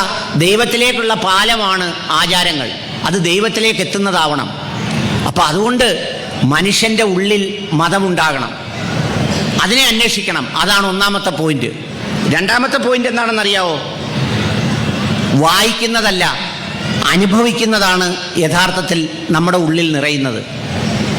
വായിക്കുന്നത് ഒത്തിരി വായിക്കുന്നുണ്ട് നമ്മൾ സാറിനെ കളിയാക്കി പറയുമല്ലോ, രാമായണം വായിച്ചു, കുറേ നേരം കേട്ടോണ്ടിരുന്നു, ഇതെല്ലാം കഴിഞ്ഞിട്ട് അവസാനം ലക്ഷ്മണനും രാമനും തമ്മിലുള്ള ബന്ധം എന്തുവാന്ന് ചോദിച്ചാൽ നമുക്ക് അറിഞ്ഞുകൂടാ. പക്ഷേ അന്നദാന ആ പെരയിലെ ഭക്ഷണം നല്ലതാണെന്ന് നമുക്കറിയാം. എന്താ കാര്യം? അത് ഹൃദയം കൊണ്ട് അനുഭവിച്ച് കഴിച്ചു. മറ്റേത് ഹൃദയം കൊണ്ട് അനുഭവിക്കുന്നില്ല. അതുകൊണ്ട് നമ്മൾ വായിക്കുന്നതല്ല നമ്മുടെ മനസ്സിലുള്ളത്, നമ്മൾ അനുഭവിക്കുന്നതാണ്. അതുകൊണ്ട് എൻ്റെ പ്രിയപ്പെട്ട കാട്ടിൽമേക്കൽ അമ്പലത്തിലെ ഭക്തജനങ്ങളോട് പറയാനുള്ളത്, നിങ്ങളിവിടെ ഇരിക്കുമ്പോൾ ദൈവിക സാന്നിധ്യം നിങ്ങൾ ഹൃദയത്തിൽ അനുഭവിക്കണം. നിങ്ങൾക്ക് ഇത്രയേറെ ജീവിതം തന്നു, നിങ്ങളുടെ കൈകാലുകൾക്ക് ചലനം തന്നു, നിങ്ങൾക്ക് ഈ വർഷവും ഇവിടെ ഭജന ഇരിക്കാൻ വരാൻ കഴിഞ്ഞു, നിങ്ങളിവിടെ എത്തിച്ചേരാൻ കഴിഞ്ഞു. ആ എത്തിച്ചേരാൻ കഴിഞ്ഞിട്ടും നിങ്ങൾ ഏത് മതത്തിലോ ജാതിയിലോ വർഗത്തിലോ വർണ്ണത്തിലോ പെട്ടവരാകട്ടെ, നിങ്ങൾ സത്യസന്ധമായി നിങ്ങളുടെ ആത്മാവിനുള്ളിലേക്ക് നിങ്ങളുടെ വിശ്വാസത്തെ വലിച്ചെടുക്കണം. ഇവിടെ മുഴുവൻ മുസ്ലിങ്ങൾ, മുഴുവൻ ഹിന്ദുക്കൾ, മുഴുവൻ ക്രിസ്ത്യാനികൾ, അങ്ങനെ ആയാൽ ഈ നാട് നന്നാവുമോ? അങ്ങനെ നന്നാവാനാണെങ്കിൽ നമ്മുടെ കുടുംബത്തിനകത്ത് അടിയുണ്ടാവരുതല്ലോ. നമ്മുടെ കുടുംബത്തിൽ 5 മക്കളും അച്ഛനും അമ്മയുണ്ട്. അതിനകത്ത് എന്തായാലും ഹിന്ദുവോ മുസ്ലിമോ ക്രിസ്ത്യാനിയോ ഒരെണ്ണവല്ലേ ഉള്ളൂ. എന്നിട്ട് എന്തിനാ എല്ലാവരും കൂടെ തലതല്ലി പൊട്ടിക്കുന്നത്? എന്തിനാ തലതല്ലി പൊട്ടിക്കുന്നത്? ഇവിടെ ഭജന ഇരിക്കുന്നു. ഈ ഭജനക്കുടിലിൽ ഒരു കുടിലിരിക്കുന്ന ആളിന് അടുത്ത കുടിലിരിക്കുന്നവരോട് സ്നേഹത്തെ ഒന്ന് സംസാരിക്കാനും ഇടപെടാനും സ്നേഹവർത്തമാനം പറയാനും കഴിയുന്നില്ലെങ്കിൽ നമ്മുടെ ഭക്തി എന്താ? നമ്മുടെ ഭക്തി കപടഭക്തിയാണ്. അപ്പം അതുകൊണ്ട് രണ്ടാമത്തെ കാര്യം, വായിക്കുന്നതല്ല, അനുഭവിക്കുന്നതാണ് യഥാർത്ഥത്തിലുള്ള ഭക്തി. ആ അനുഭവത്തിലൂടെയാണ് നമ്മൾ പലതും പഠിക്കുന്നത്. നമ്മൾ ചിലപ്പോൾ പറയൂലേ, എനിക്ക് മറക്കാനൊക്കത്തില്ല, പണ്ടെന്നെ അങ്ങനെ ചെയ്ത ഒരു കൊച്ചച്ഛനുണ്ട്, പണ്ടെന്നെ ഇറക്കി വിട്ട ഒരാളുണ്ട്, എനിക്ക് മറക്കാനൊക്കത്തില്ല. അത് വായിച്ചതല്ല, അനുഭവിച്ചതാണ്. അപ്പം അതുകൊണ്ട് ദൈവികത അനുഭവിക്കാൻ നമ്മൾ പഠിക്കണം. മൂന്നാമത്തത് എന്താണെന്നറിയോ? ദൈവത്തെ അറിയിക്കേണ്ടതില്ല, അറിയുന്നവനാണ് ദൈവം. ഇപ്പം നമ്മളെല്ലാം ദൈവത്തെ അറിയിക്കുന്ന ആളുകളാണ്. ഓരോരോ ഹരഹര എന്നും പറഞ്ഞ് നമ്മൾ ഉറക്കെ വിളിച്ചോണ്ട് പോകും. എന്നിട്ടോ ഈ വിളി അങ്ങോട്ട് തീർന്നു കഴിയുമ്പോൾ പിന്നെ അയലത്തുകാരനാ ഹരഹരോ ഹരഹര എന്ന് വിളിക്കുന്നത്. എന്തിനാണെന്നറിയാവോ? നമ്മുടെ ശല്യത്തിൽ നിന്ന് രക്ഷപ്പെടാൻ വേണ്ടി ഈ കാലനൊന്ന് മുരുങ്ങണേന്നും പറഞ്ഞു. നമ്മളെ അറിയിക്കുക അങ്ങ്. എല്ലാവരും പറയുന്നത് എൻ്റെ വീട്ടിൽ പൂജയുണ്ട്, എൻ്റെ വീട്ടിൽ ഹോമമുണ്ട്, അല്ലെങ്കിൽ 500 പേരുടെ സദ്യ, അല്ലെങ്കിൽ എൻ്റെ കണക്കായിട്ട് കുടിമരം, അല്ലെങ്കിൽ എൻ്റെ കണക്കായിട്ട് വാതിൽ. എന്തിനാ ദൈവത്തിനെ ഇങ്ങനെ അറിയിക്കുന്നത്? ദൈവം ഹൃദയത്തിൽ അറിയുന്നവനാണ്. കൽബിനുള്ളിലാണ് ദൈവം. എൻ്റെ പ്രവൃത്തി എന്താണ്, ഞാനിവിടെ നിന്ന് പ്രസംഗിക്കുമ്പോൾ എൻ്റെ ആഗ്രഹം എന്താണ്, എൻ്റെ ലക്ഷ്യം എന്താണ്? നിങ്ങളെ കബളിപ്പിക്കലാണോ, നിങ്ങളെ വഞ്ചിക്കലാണോ, നിങ്ങളുടെ പോക്കറ്റിലിരിക്കുന്ന കാശ് അടിച്ചെടുക്കലാണോ എൻ്റെ ലക്ഷ്യം? അതെൻ്റെ ഹൃദയത്തിൽ നോക്കിയാണ് എൻ്റെ ദൈവം തീരുമാനിക്കുന്നത്. ആ ഹൃദയം ശുദ്ധമാണോ? അതുകൊണ്ട് അറിയിക്കേണ്ടവനല്ല ദൈവം, സ്വയം അറിയുന്നവനാണെന്നുള്ള ബോധ്യം വേണം. നമ്മൾ ദൈവത്തെ കാണുന്നില്ലെങ്കിലും നമ്മളെ ദൈവം കാണുന്നുണ്ടെന്നുള്ള ബോധം വേണം. വഞ്ചിപ്പാട്ടയിലിടുന്ന കാശ് CCTV അണച്ചിട്ട് മോഷ്ടിച്ചാൽ ദൈവം ഒന്നും വിചാരിക്കത്തില്ല. പണ്ട് ഗൾഫിൽ പോകുമ്പോൾ അറബിയുടെ മേശയുടെ മുമ്പിൽ ഇരുന്നിട്ട് അറബിയോട് മലയാളത്തിൽ ചോദിക്കും, ഞാൻ 1000 റിയാൽ എടുക്കുവാന്നേ. അപ്പോൾ അറബിക്ക് മനസ്സിലാവത്തില്ലല്ലോ. അപ്പം ചോദിച്ചിട്ടല്ലേ എടുത്തത്, മോഷ്ടിച്ചല്ലല്ലോ. കല്യാണം ഉറപ്പിക്കുമ്പോൾ പറയും, ഇത്ര സ്വർണം, ഇത്ര പവൻ, ഇന്ന കാറ്. ഈ പറയുന്നതല്ലാതെ 10 പൈസ തരത്തില്ല.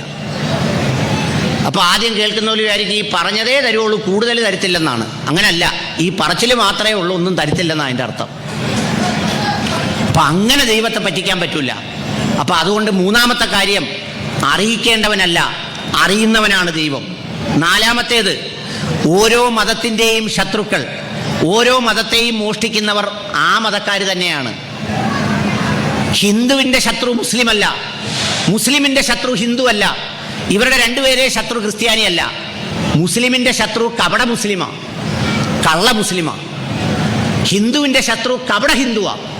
യഥാർത്ഥ ഹിന്ദുത്വത്തിൻ്റെ ധാർമ്മികത, അതിൻ്റെ സഹിഷ്ണുത, അതിൻ്റെ വിശാലത ഉൾക്കൊള്ളാൻ കഴിയാത്തവരാ.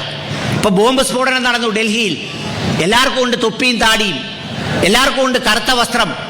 അത് കപടനാ, അത് കള്ളനാ. അവനാണ് യഥാർത്ഥത്തിൽ ഒരു മതത്തിൻ്റെ ശത്രു. അവനാണ് മോഷ്ടിക്കുന്നത്.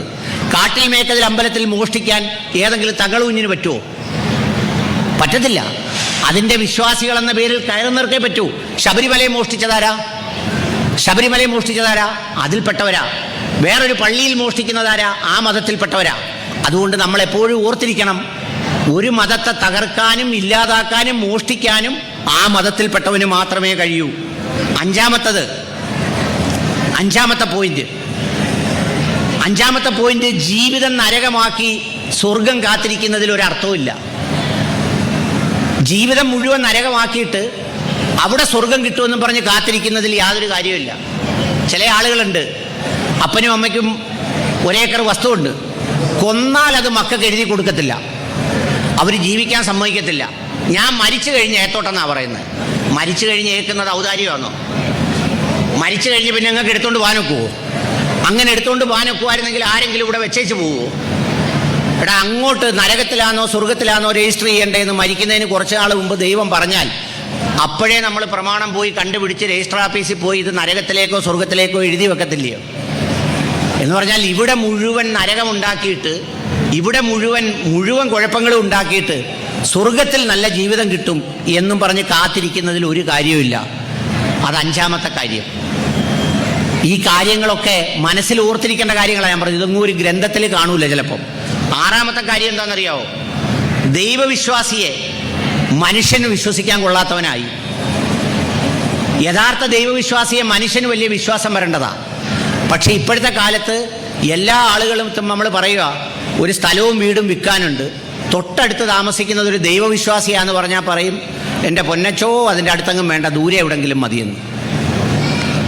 എല്ലാ ദിവസവും രാവിലെ ചുരണ്ടാൻ നടക്കുക, എല്ലാ ദിവസവും രാവിലെ തകിട് എഴുതിക്കൊണ്ടിടുക, എല്ലാ ദിവസവും രാവിലെ ആണി അടിച്ച് കയറ്റുക, എല്ലാ ദിവസവും രാവിലെ മുട്ട എടുത്ത് അപ്പുറത്ത് അയ്യത്തോട്ട് എറിയുക. ഇതൊക്കെയാണ് ദൈവവിശ്വാസികൾ എന്നുള്ള നിലയിൽ ഇന്ന് നമ്മൾ ചെയ്തുകൊണ്ടിരിക്കുന്നത്. അതുകൊണ്ട് ദൈവവിശ്വാസികളെ കാണാതിരിക്കുക. മുസ്ലിം ഇസ്ലാം മതത്തിലാണെങ്കിലോ വസ്തു കച്ചവടം നടത്താൻ വരുമ്പോൾ എല്ലാവരും പറയുന്നത് അസ്സലാമു അലൈക്കും, ഭയങ്കര കട്ടിയാ. അത് പറയുന്ന കേട്ടാൽ തോന്നുവോ സത്യമല്ലാതെ ഇവൻ വേറൊന്നും ചെയ്യത്തില്ലെന്ന്. എന്തിനാ? ആളുകളെ പറ്റിക്കാനാ. കരുനാപ്പള്ളി കണ്ടില്ലേ, ഒരു സ്വർണ്ണക്കടക്കാരൻ വന്ന് തൊപ്പിയും താടിയൊക്കെ വെച്ച് ഈ നാട്ടിലുള്ള മൊത്തം എൻ്റെ ആമാട കീറിക്കൊണ്ടങ്ങ് പോയി. 400 കോടി 500 കോടി എന്നൊക്കെയാണ് പറയുന്നത്. അപ്പം യഥാർത്ഥത്തിൽ നമ്മൾ മക്കളെ കെട്ടിച്ചു വിടുമ്പോൾ, ഞാൻ എൻ്റെ അടുത്ത് ചോദിച്ചാൽ പറയും, നമ്മുടെ പിള്ളേരെ കെട്ടിച്ചു വിടുമ്പം വലിയ ഭക്തിയുള്ള അമ്മായിയപ്പനും ഈ എന്താ പറയുന്ന കുരിയാലയുള്ള വീട്ടിലൊന്നും കെട്ടിച്ചു വിടരുത്. വലിയ കുഴപ്പമോ. ഈ പെൺപിള്ളേർക്ക് ജീവിക്കാനൊക്കത്തില്ല. അല്ലെങ്കിൽ കൊള്ളാൻ നമ്മുടെ വീട്ടിൽ അതിനേക്കാൾ വലിയ കുരിയാല വേണം, ഇയാളെ കൂടെ പോയിക്കുന്ന സൈസ്. ഇല്ലെങ്കിൽ എന്താ അറിയാം, ഈ പെണ്ണ് അവിടെ ചെന്ന് ജോലിക്ക് നിൽക്കുമ്പോൾ അവിടെ ഇല്ല വേലക്കാരിയുടെ കൂട്ട് കണ്ടിട്ട് നീ എഞ്ഞു വന്നത് ഞങ്ങളുടെ വീട്ടിൽ പണ്ട് പോലെ കുരിയാല ഉണ്ടായിരുന്നു. കുരിയാലേ ഉള്ളു, കക്കൂസിലെ പൈപ്പിൽ കൂടെ വെള്ളം വരുത്തില്ല. ഉടുത്തേക്കുന്ന മുണ്ട് 50 കൊല്ലം മുമ്പ് വാങ്ങിച്ചതാ. എന്നിട്ട് വലിയ മേനി പറിച്ചില്ല. എൻ്റെ അച്ഛൻ്റെ അപ്പൂപ്പൻ്റെ മറ്റേൻ്റെ അപ്പൂപ്പനായിരുന്നു അവിടുത്തെ ഓച്ചറ അമ്പലത്തിലേക്കുള്ള സ്ഥലമെല്ലാം ഉണ്ടാക്കി കൊടുത്തത്. അതുകൊണ്ട് അതിൻ്റെ സോക്കേടും കൊണ്ടിരിക്കുക ഇപ്പോഴും. യഥാർത്ഥത്തിൽ അതാണോ ദൈവത്തിനറിയാം. അപ്പം അതുകൊണ്ട് ദൈവവിശ്വാസിയെ കണ്ടാൽ മനുഷ്യർ പേടിച്ചു പോകുന്ന കാലമാണ്. യഥാർത്ഥത്തിൽ ദൈവവിശ്വാസിയെ കണ്ടാൽ സ്നേഹത്തോടെ മനുഷ്യൻ അടുക്കേണ്ടതാണ്. ഇപ്പം അങ്ങനെയല്ല. അടുത്ത 7ാമത്തെ കാര്യം, ഈ ഭക്തി ധർമ്മം എന്നൊക്കെ പറയുന്നത് അവനവനിൽ വേണം വായിക്കാൻ. അവനവനിലാണത് വായിച്ചു തീരേണ്ടത്. അവിടെയാണ് ഞാൻ നേരത്തെ പറഞ്ഞ ശ്രീനാരായണ ഗുരുദേവനെ പോലെയുള്ള ആളുകളുടെ ഏറ്റവും പ്രധാനപ്പെട്ട നന്നാക്കൽ അവനവനെ നന്നാക്കലായിരുന്നു. അവനവൻ്റെ ആത്മാവിനെ നന്നാക്കലാണ്, അയലത്തുകാരനെ നന്നാക്കലല്ല, വേറൊരു മതക്കാരനെയും നന്നാക്കലല്ല. അപ്പം അതുകൊണ്ട് ഭക്തി വായിക്കുമ്പോൾ നമ്മൾ ഓരോരുത്തരും ഞാൻ എത്രത്തോളം നന്നായി. ഞാൻ 12 ദിവസം ഇവിടെ ഭജനയ്ക്കിരുന്നു. ഇവിടെ ഭജന ഇരിക്കുമ്പോൾ ഒരുപാട് പരിമിതികളുണ്ട്. നമ്മൾ സാധാരണ കല്യാണത്തിന് പോകുമല്ലോ, കല്യാണത്തിന് പോയിട്ട് കല്യാണം എങ്ങനെ ഉണ്ടായിരുന്നു എന്ന് ചോദിച്ചാൽ ആ പെണ്ണും ചെറുക്കനും സന്തോഷമായിട്ട് ജീവിക്കട്ടെ എന്ന് പറയുന്നവരാരും ഉണ്ടാവില്ല. കല്യാണം എങ്ങനെ ഉണ്ടായിരുന്നു എന്ന് ചോദിച്ചാൽ പറയും, ഓ മസാലയൊന്നും ഇല്ലായിരുന്നു, ചോറ് മാത്രമേ ഉള്ളായിരുന്നു, അല്ലെങ്കിൽ അരി നല്ലപോലെ വെന്തില്ല, അല്ലെങ്കിൽ പഴം ഇച്ചിരി പച്ചയായിപ്പോയി. പെണ്ണിനെ കണ്ടോ ഇല്ല, ചെറുക്കനെ കണ്ടോ ഇല്ല. അത് ഈ മുസ്ലിങ്ങളുടെ കല്യാണമാണെങ്കിൽ ആ കല്യാണം നടക്കുന്നിടത്തോട്ടേ പോകണ്ട, ചെന്ന് ഇടിക്കകത്തോട്ട് നിന്നു കൊടുത്താൽ മതി. നമ്മളെ ഇടിച്ചെടുത്ത് അകത്തുകൊണ്ട് എന്ന് ഇരുത്തി ആഹാരം കഴിപ്പിച്ച് തിരിച്ചിടിക്ക് പുറത്തുകൊണ്ട് വിടും. ആകെപ്പാട് നമ്മൾ സൂക്ഷിക്കേണ്ടത് ഇതുപോലെ മുണ്ടാന്നേ ബലമായിട്ട് പിടിച്ചോണം, ഇല്ലെങ്കിൽ ഇതില്ലാതായിരിക്കും അകത്ത് പോകുന്നത്. ഞാൻ ഈ കല്യാണം ആലോചിക്കാൻ വരുന്ന ആളുകളോടെല്ലാം ചോദിക്കും, എടാ നീ എന്തിനാടാ ഈ ശത്രുക്കളെല്ലാം കൂടെ വിളിച്ച് ചോറ് കൊടുക്കുന്നത്? ഈ കല്യാണത്തിന് വിളിക്കുന്നതിൽ ഒരു 10% പേരേ കാണത്തുള്ളൂ മിത്രങ്ങൾ. ബാക്കി മുഴുവൻ ആളുകളും വരുന്നത് ഈ കല്യാണം കലങ്ങണമെന്നുള്ള ആഗ്രഹത്തിലാണ്. നമ്മളൊക്കെ ഈ പാചകപ്പരയ്ക്ക് അകത്ത് നിൽക്കുമ്പോൾ കാണാൻ ചില ഒരു ആഗ്രഹവും ഇല്ലാത്ത ചിറ്റപ്പം വന്ന് എത്തി നോക്കുന്നു, ചോറുണ്ടോ എന്ന്. എന്തിനാ? തീർന്നെങ്കിൽ അപ്പുറത്ത് പോയി കലക്കാനാ തീർന്നെന്ന്. ഈ സൈസ് ആളുകളാണ്. ഭക്തി എന്ന് പറഞ്ഞാൽ മുടിഞ്ഞ ഭക്തി. എവിടെ നോക്കിയാലും അമ്പലം മുഴുവൻ കീർത്തനം, പള്ളി മുഴുവൻ നിസ്കാരം, പിന്നെ ക്രിസ്ത്യൻ പള്ളി മുഴുവൻ ബൈബിള് വായന. ഒരുത്തനെ കൊള്ളാവുന്നവനെ, സ്നേഹമുള്ള, വിശ്വസിച്ചൊരു കാര്യം പറയാൻ പറ്റുന്നവനെ കിട്ടാനില്ല. ഉണ്ടോ? നിങ്ങൾ പറ, ഞാൻ പറയുന്ന തെറ്റാണ്. ആരെടുത്തെങ്കിലും വിശ്വസിച്ച്, ഇപ്പോൾ പിന്നെ ആരെങ്കിലും ഒരാൾ വിശ്വസിച്ച് പറയുക, ഞാൻ എൻ്റെ സുഹൃത്ത്, ഞാൻ പിന്നെ ദിനേശിനോട് പറയുക, അല്ലെ സജിത്തിനോട് പറയുക, എൻ്റെ മോളെ കെട്ടിക്കണം ദിനേശേ, എനിക്ക് പടിഞ്ഞാറ് ഇച്ചിരി സ്ഥലം വിൽക്കണം. ഭയങ്കര സങ്കടപ്പെട്ടാ പറയുന്നത്. അപ്പം തന്നെ ദിനേശ് എന്തോ എന്നറിയാവോ? പെട്ടെന്ന് പുറത്തോട്ടിറങ്ങിയ ദിനേശ് അങ്ങ് ബ്രോക്കറാവും. എന്നിട്ട് എൻ്റെ അടുത്ത് ചോദിക്കും, സാറേ എത്ര രൂപയ്ക്ക് കൊടുക്കും? അപ്പം ഞാൻ പറയും, നമുക്കൊരു 4 ചോദിക്കാം, 2 കൊടുക്കാം. അപ്പോൾ വിനോദ് ഒരു ബ്രോക്കറെ കണ്ടിട്ട് പറയും, 2 കിട്ടും, 50 എനിക്ക് തന്നേക്കണം. ആരെടുത്തെങ്കിലും ഇപ്പോൾ വിശ്വസിച്ച് പറയാൻ ഒക്കുമോ? ഭക്തിക്ക് വല്ല കുറവുണ്ടോ? ഇനി അടുത്ത പ്രാവശ്യം ഒരു അമ്പലത്തിൽ വിളിക്കുമെന്ന് എനിക്ക് അറിഞ്ഞുകൂടാ. ഇഷ്ടംപോലെ അമ്പലങ്ങളും പ്രാർത്ഥനകളും ചടങ്ങുകളും, എല്ലാ അമ്പലത്തിലും ഇപ്പോൾ പൊങ്കാലയുണ്ട്, എല്ലാ അമ്പലത്തിലും എല്ലാ ചടങ്ങും ഉണ്ട്. പക്ഷേ മനുഷ്യർക്കുണ്ടാകേണ്ട ഒരു ശുദ്ധി ഉണ്ടല്ലോ, മനുഷ്യർക്കുണ്ടാകേണ്ട ഒരു വിശ്വാസം ഉണ്ടല്ലോ, അതൊട്ടുമില്ല. ഈ ധർമ്മം എന്നൊക്കെ നിങ്ങൾ പറയുമ്പോൾ നിങ്ങൾ വിചാരിക്കരുത് രാമായണത്തിലെ മഹാഭാരതത്തിലെയൊക്കെ വലിയ ധർമ്മം ഞങ്ങളെങ്ങനെയാണ് ചെയ്യുന്നതെന്ന്. ഞാനൊരു ഉദാഹരണം പറയാം. എൻ്റെ മനസ്സിൽ തോന്നിയ ഒരു കൊച്ചു നന്മ പറയുക. എൻ്റെ വീട്ടിലൊരു കാർ പോർച്ചുണ്ട്. ആ കാർ പോർച്ചിൽ ഈ തുണി ഇസ്തിരി ഇടുന്ന ഒരു ഭാര്യയും ഭർത്താവും വരും, തമിഴ്നാട്ടുകാരാണ്. അവർ കൊണ്ടുവന്ന് ആ വണ്ടി അവിടെ ഇടും. എൻ്റെ വണ്ടിക്ക് 10-16 ലക്ഷം രൂപ വിലയുണ്ട്. അവർ കൊണ്ടുവന്ന് മുമ്പിലിടുമ്പോൾ എൻ്റെ വണ്ടിയുടെ പകുതി പുറത്ത് കിടക്കുക. എൻ്റെ വണ്ടിക്കകത്ത് മഴ പെയ്യും, വെയിലും ഉള്ളൂ. പക്ഷെ ഞാൻ ആലോചിച്ചപ്പം അയാളുടെ ഉപജീവനമാർഗമാണ് ഈ വണ്ടി. ഇത് 10-15 രൂപയെ വിലയുള്ളൂ. പക്ഷേ ഇത് മഴ നനഞ്ഞാൽ നശിച്ചു പോകും. എൻ്റെ കാറ് മഴ നനഞ്ഞാൽ കുഴപ്പമൊന്നും ഉണ്ടാവില്ല. അപ്പോൾ 2 ദിവസം വേണമെങ്കിലും അയാളുടെ വണ്ടി അവിടെ കിടന്നോട്ടെന്ന് വെക്കും. നമ്മളാണെ എന്തു ചെയ്യും? അവനെ വിളിപ്പിക്കും, അവനെ ചാടിക്കും. നിൻ്റെ തന്തയുടെ വകയാണോടാ ഇത് ഇവിടെ കൊണ്ടിടാൻ എന്ന് ചോദിക്കും. ഈ റോഡിലെല്ലാം വെള്ളം കിടക്കുന്നത് എന്താ? പഞ്ചായത്ത് മെമ്പർമാരും എല്ലാം അവിടെ കൊണ്ടുവന്ന് അടിച്ചതാണോ? അല്ല. ഈ റോഡിലൊക്കെ പണ്ടും വെള്ളം ഉണ്ടായിരുന്നു, മഴയുണ്ടായിരുന്നു, വെള്ളപ്പൊക്കം ഉണ്ടായിരുന്നു. അന്ന് നമ്മുടെ കയ്യിലൊന്നും കാശില്ലായിരുന്നു. അന്ന് നമ്മളൊന്നും മതിൽ കെട്ടിയില്ല. ഇപ്പം നമ്മൾ മതിൽ കെട്ടി, നമ്മുടെ അയ്യത്തോട്ട് വെള്ളം കയറരുത്. എല്ലാവരും മതിൽ കെട്ടിക്കഴിഞ്ഞപ്പോൾ എന്തോ ആയി? വെള്ളം അനാഥമായി റോഡിൽ കിടക്കുക. നമ്മൾ പഞ്ചായത്ത് മെമ്പറെ വിളിച്ചേച്ച് പറയുന്നത് നീ ഇത് കുടിച്ച് പറ്റിക്കണമെന്നാണ്. ഒരു മരണം ഉണ്ടായി നമ്മുടെ നാട്ടിൽ, അടുത്തൊരു വീട്ടിൽ. ആ മരണം ഉണ്ടായാൽ എത്ര വീടുകളാണ് ആ ഗേറ്റ് ഒന്ന് തുറന്നിടുന്നത്? ആ മരിച്ച വീട്ടിൽ വരുന്നവരുടെ കാറൊന്ന് വീട്ടിൻ്റെ മുമ്പിൽ ഇടാൻ വേണ്ടി ഇടൂല. കരുനാഗപ്പള്ളൊരു ഡോക്ടറുണ്ട്, ഇനി നിങ്ങൾ പോകുമ്പോൾ നോക്കിയാൽ മതി, ഞാൻ പേര് പറയുന്നില്ല, അമ്പലത്തിൽ നിന്ന് 500 രൂപ 600 രൂപ കൊടുത്താണ് രോഗി കാണാൻ ചെല്ലുന്നത്. വീടിൻ്റെ ഗേറ്റ് തുറക്കത്തില്ല, ചെറിയൊരു റോഡാണ്. ഈ വരുന്ന വണ്ടിക്കാർ മുഴുവൻ റോഡിൽ കിടന്ന് ഇടിയ. അവരുടെ വീടിനകത്ത് തുറന്നിട്ടാൽ ഒരു 50 വണ്ടി കിടക്കാനുള്ള സ്ഥലമുണ്ട്. അവരെന്താ തുറന്നിടാത്തത്? അവിടെ കുറച്ച് പൊടിയൊക്കെ പറ്റും, അത് വെള്ളം ഒഴിച്ച് കഴുകണം, അതിന് ചിലപ്പോൾ 1000 രൂപ കൊടുക്കണം.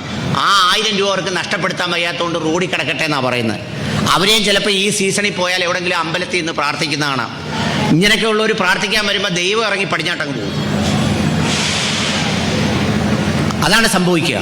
അപ്പോൾ അതുകൊണ്ട് ഈ പറഞ്ഞ ഭക്തിയെ അവനവനിൽ വായിക്കണം. പിന്നെ ഭക്തി മാനവികവും ഈശ്വരീയവുമായിരിക്കണം. ഭക്തി എന്ന് പറഞ്ഞാൽ വെറുപ്പല്ല. ഭക്തി മനുഷ്യനോട് സ്നേഹം കാണിക്കലാണ്, മനുഷ്യനോട് ഇഷ്ടം കാണിക്കലാണ്. യഥാർത്ഥ നല്ല ഭക്തനാരാ? മനുഷ്യനെ സ്നേഹിക്കുന്നവരാണ്, സഹോദരങ്ങളെ സ്നേഹിക്കുന്നവരാണ്, കൂടപ്പിറപ്പുകളെ സ്നേഹിക്കുന്നവരാണ്. അതൊരു പ്രധാന കാര്യമാണ്. 9ാമത്തത്, സത്യവും നീതിയും ധർമ്മവും ഇല്ലാത്ത ഭക്തി എന്ന് പറഞ്ഞാൽ ഓട്ട വീണ പാത്രത്തെ പോലെ. നമ്മളെല്ലാം ഒരു പാത്രവും കൊണ്ട് നടക്കുക, പക്ഷേ ആ പാത്രത്തിന് ഓട്ടയുണ്ട്.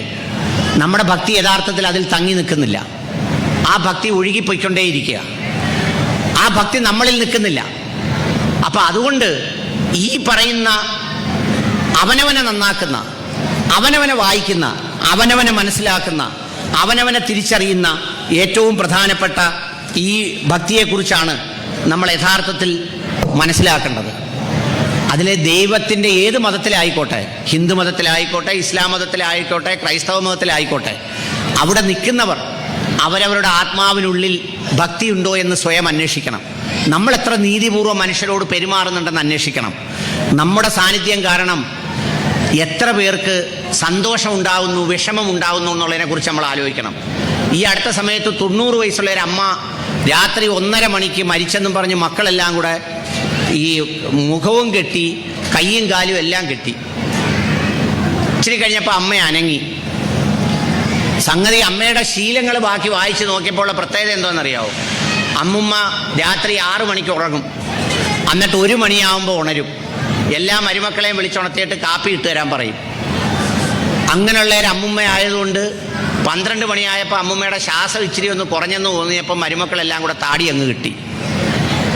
അവർക്ക് ഉറങ്ങണ്ടായ രാത്രി 1 മണിയാകുമ്പം വിളിച്ചുണർത്തിയാൽ എങ്ങനെ? അവർ വിചാരിച്ചാൽ ഇതോടുകൂടി കച്ചവടം തീർന്നു, ഇനി നമുക്ക് പതുക്കെ പൊതിഞ്ഞ് അങ്ങോട്ട് വെക്കാം.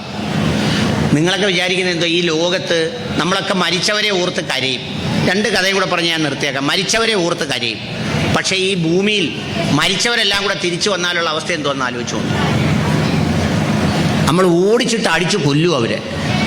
ഇപ്പം KMM മരിച്ചവരുടെ ജോലി വാങ്ങിച്ച് മക്കൾ സുഖമായിട്ട് ജീവിക്കുന്നു. അപ്പോൾ ഒരു ദിവസം രാവിലെ കാട്ടിൽ അമ്പലത്തിൽ ഇരിക്കുന്ന ആ മരിച്ച ആൾ എന്നിട്ട് പറയാം, എൻ്റെ ജോലി ഇഞ്ഞ് തിരിച്ചു കാടാ.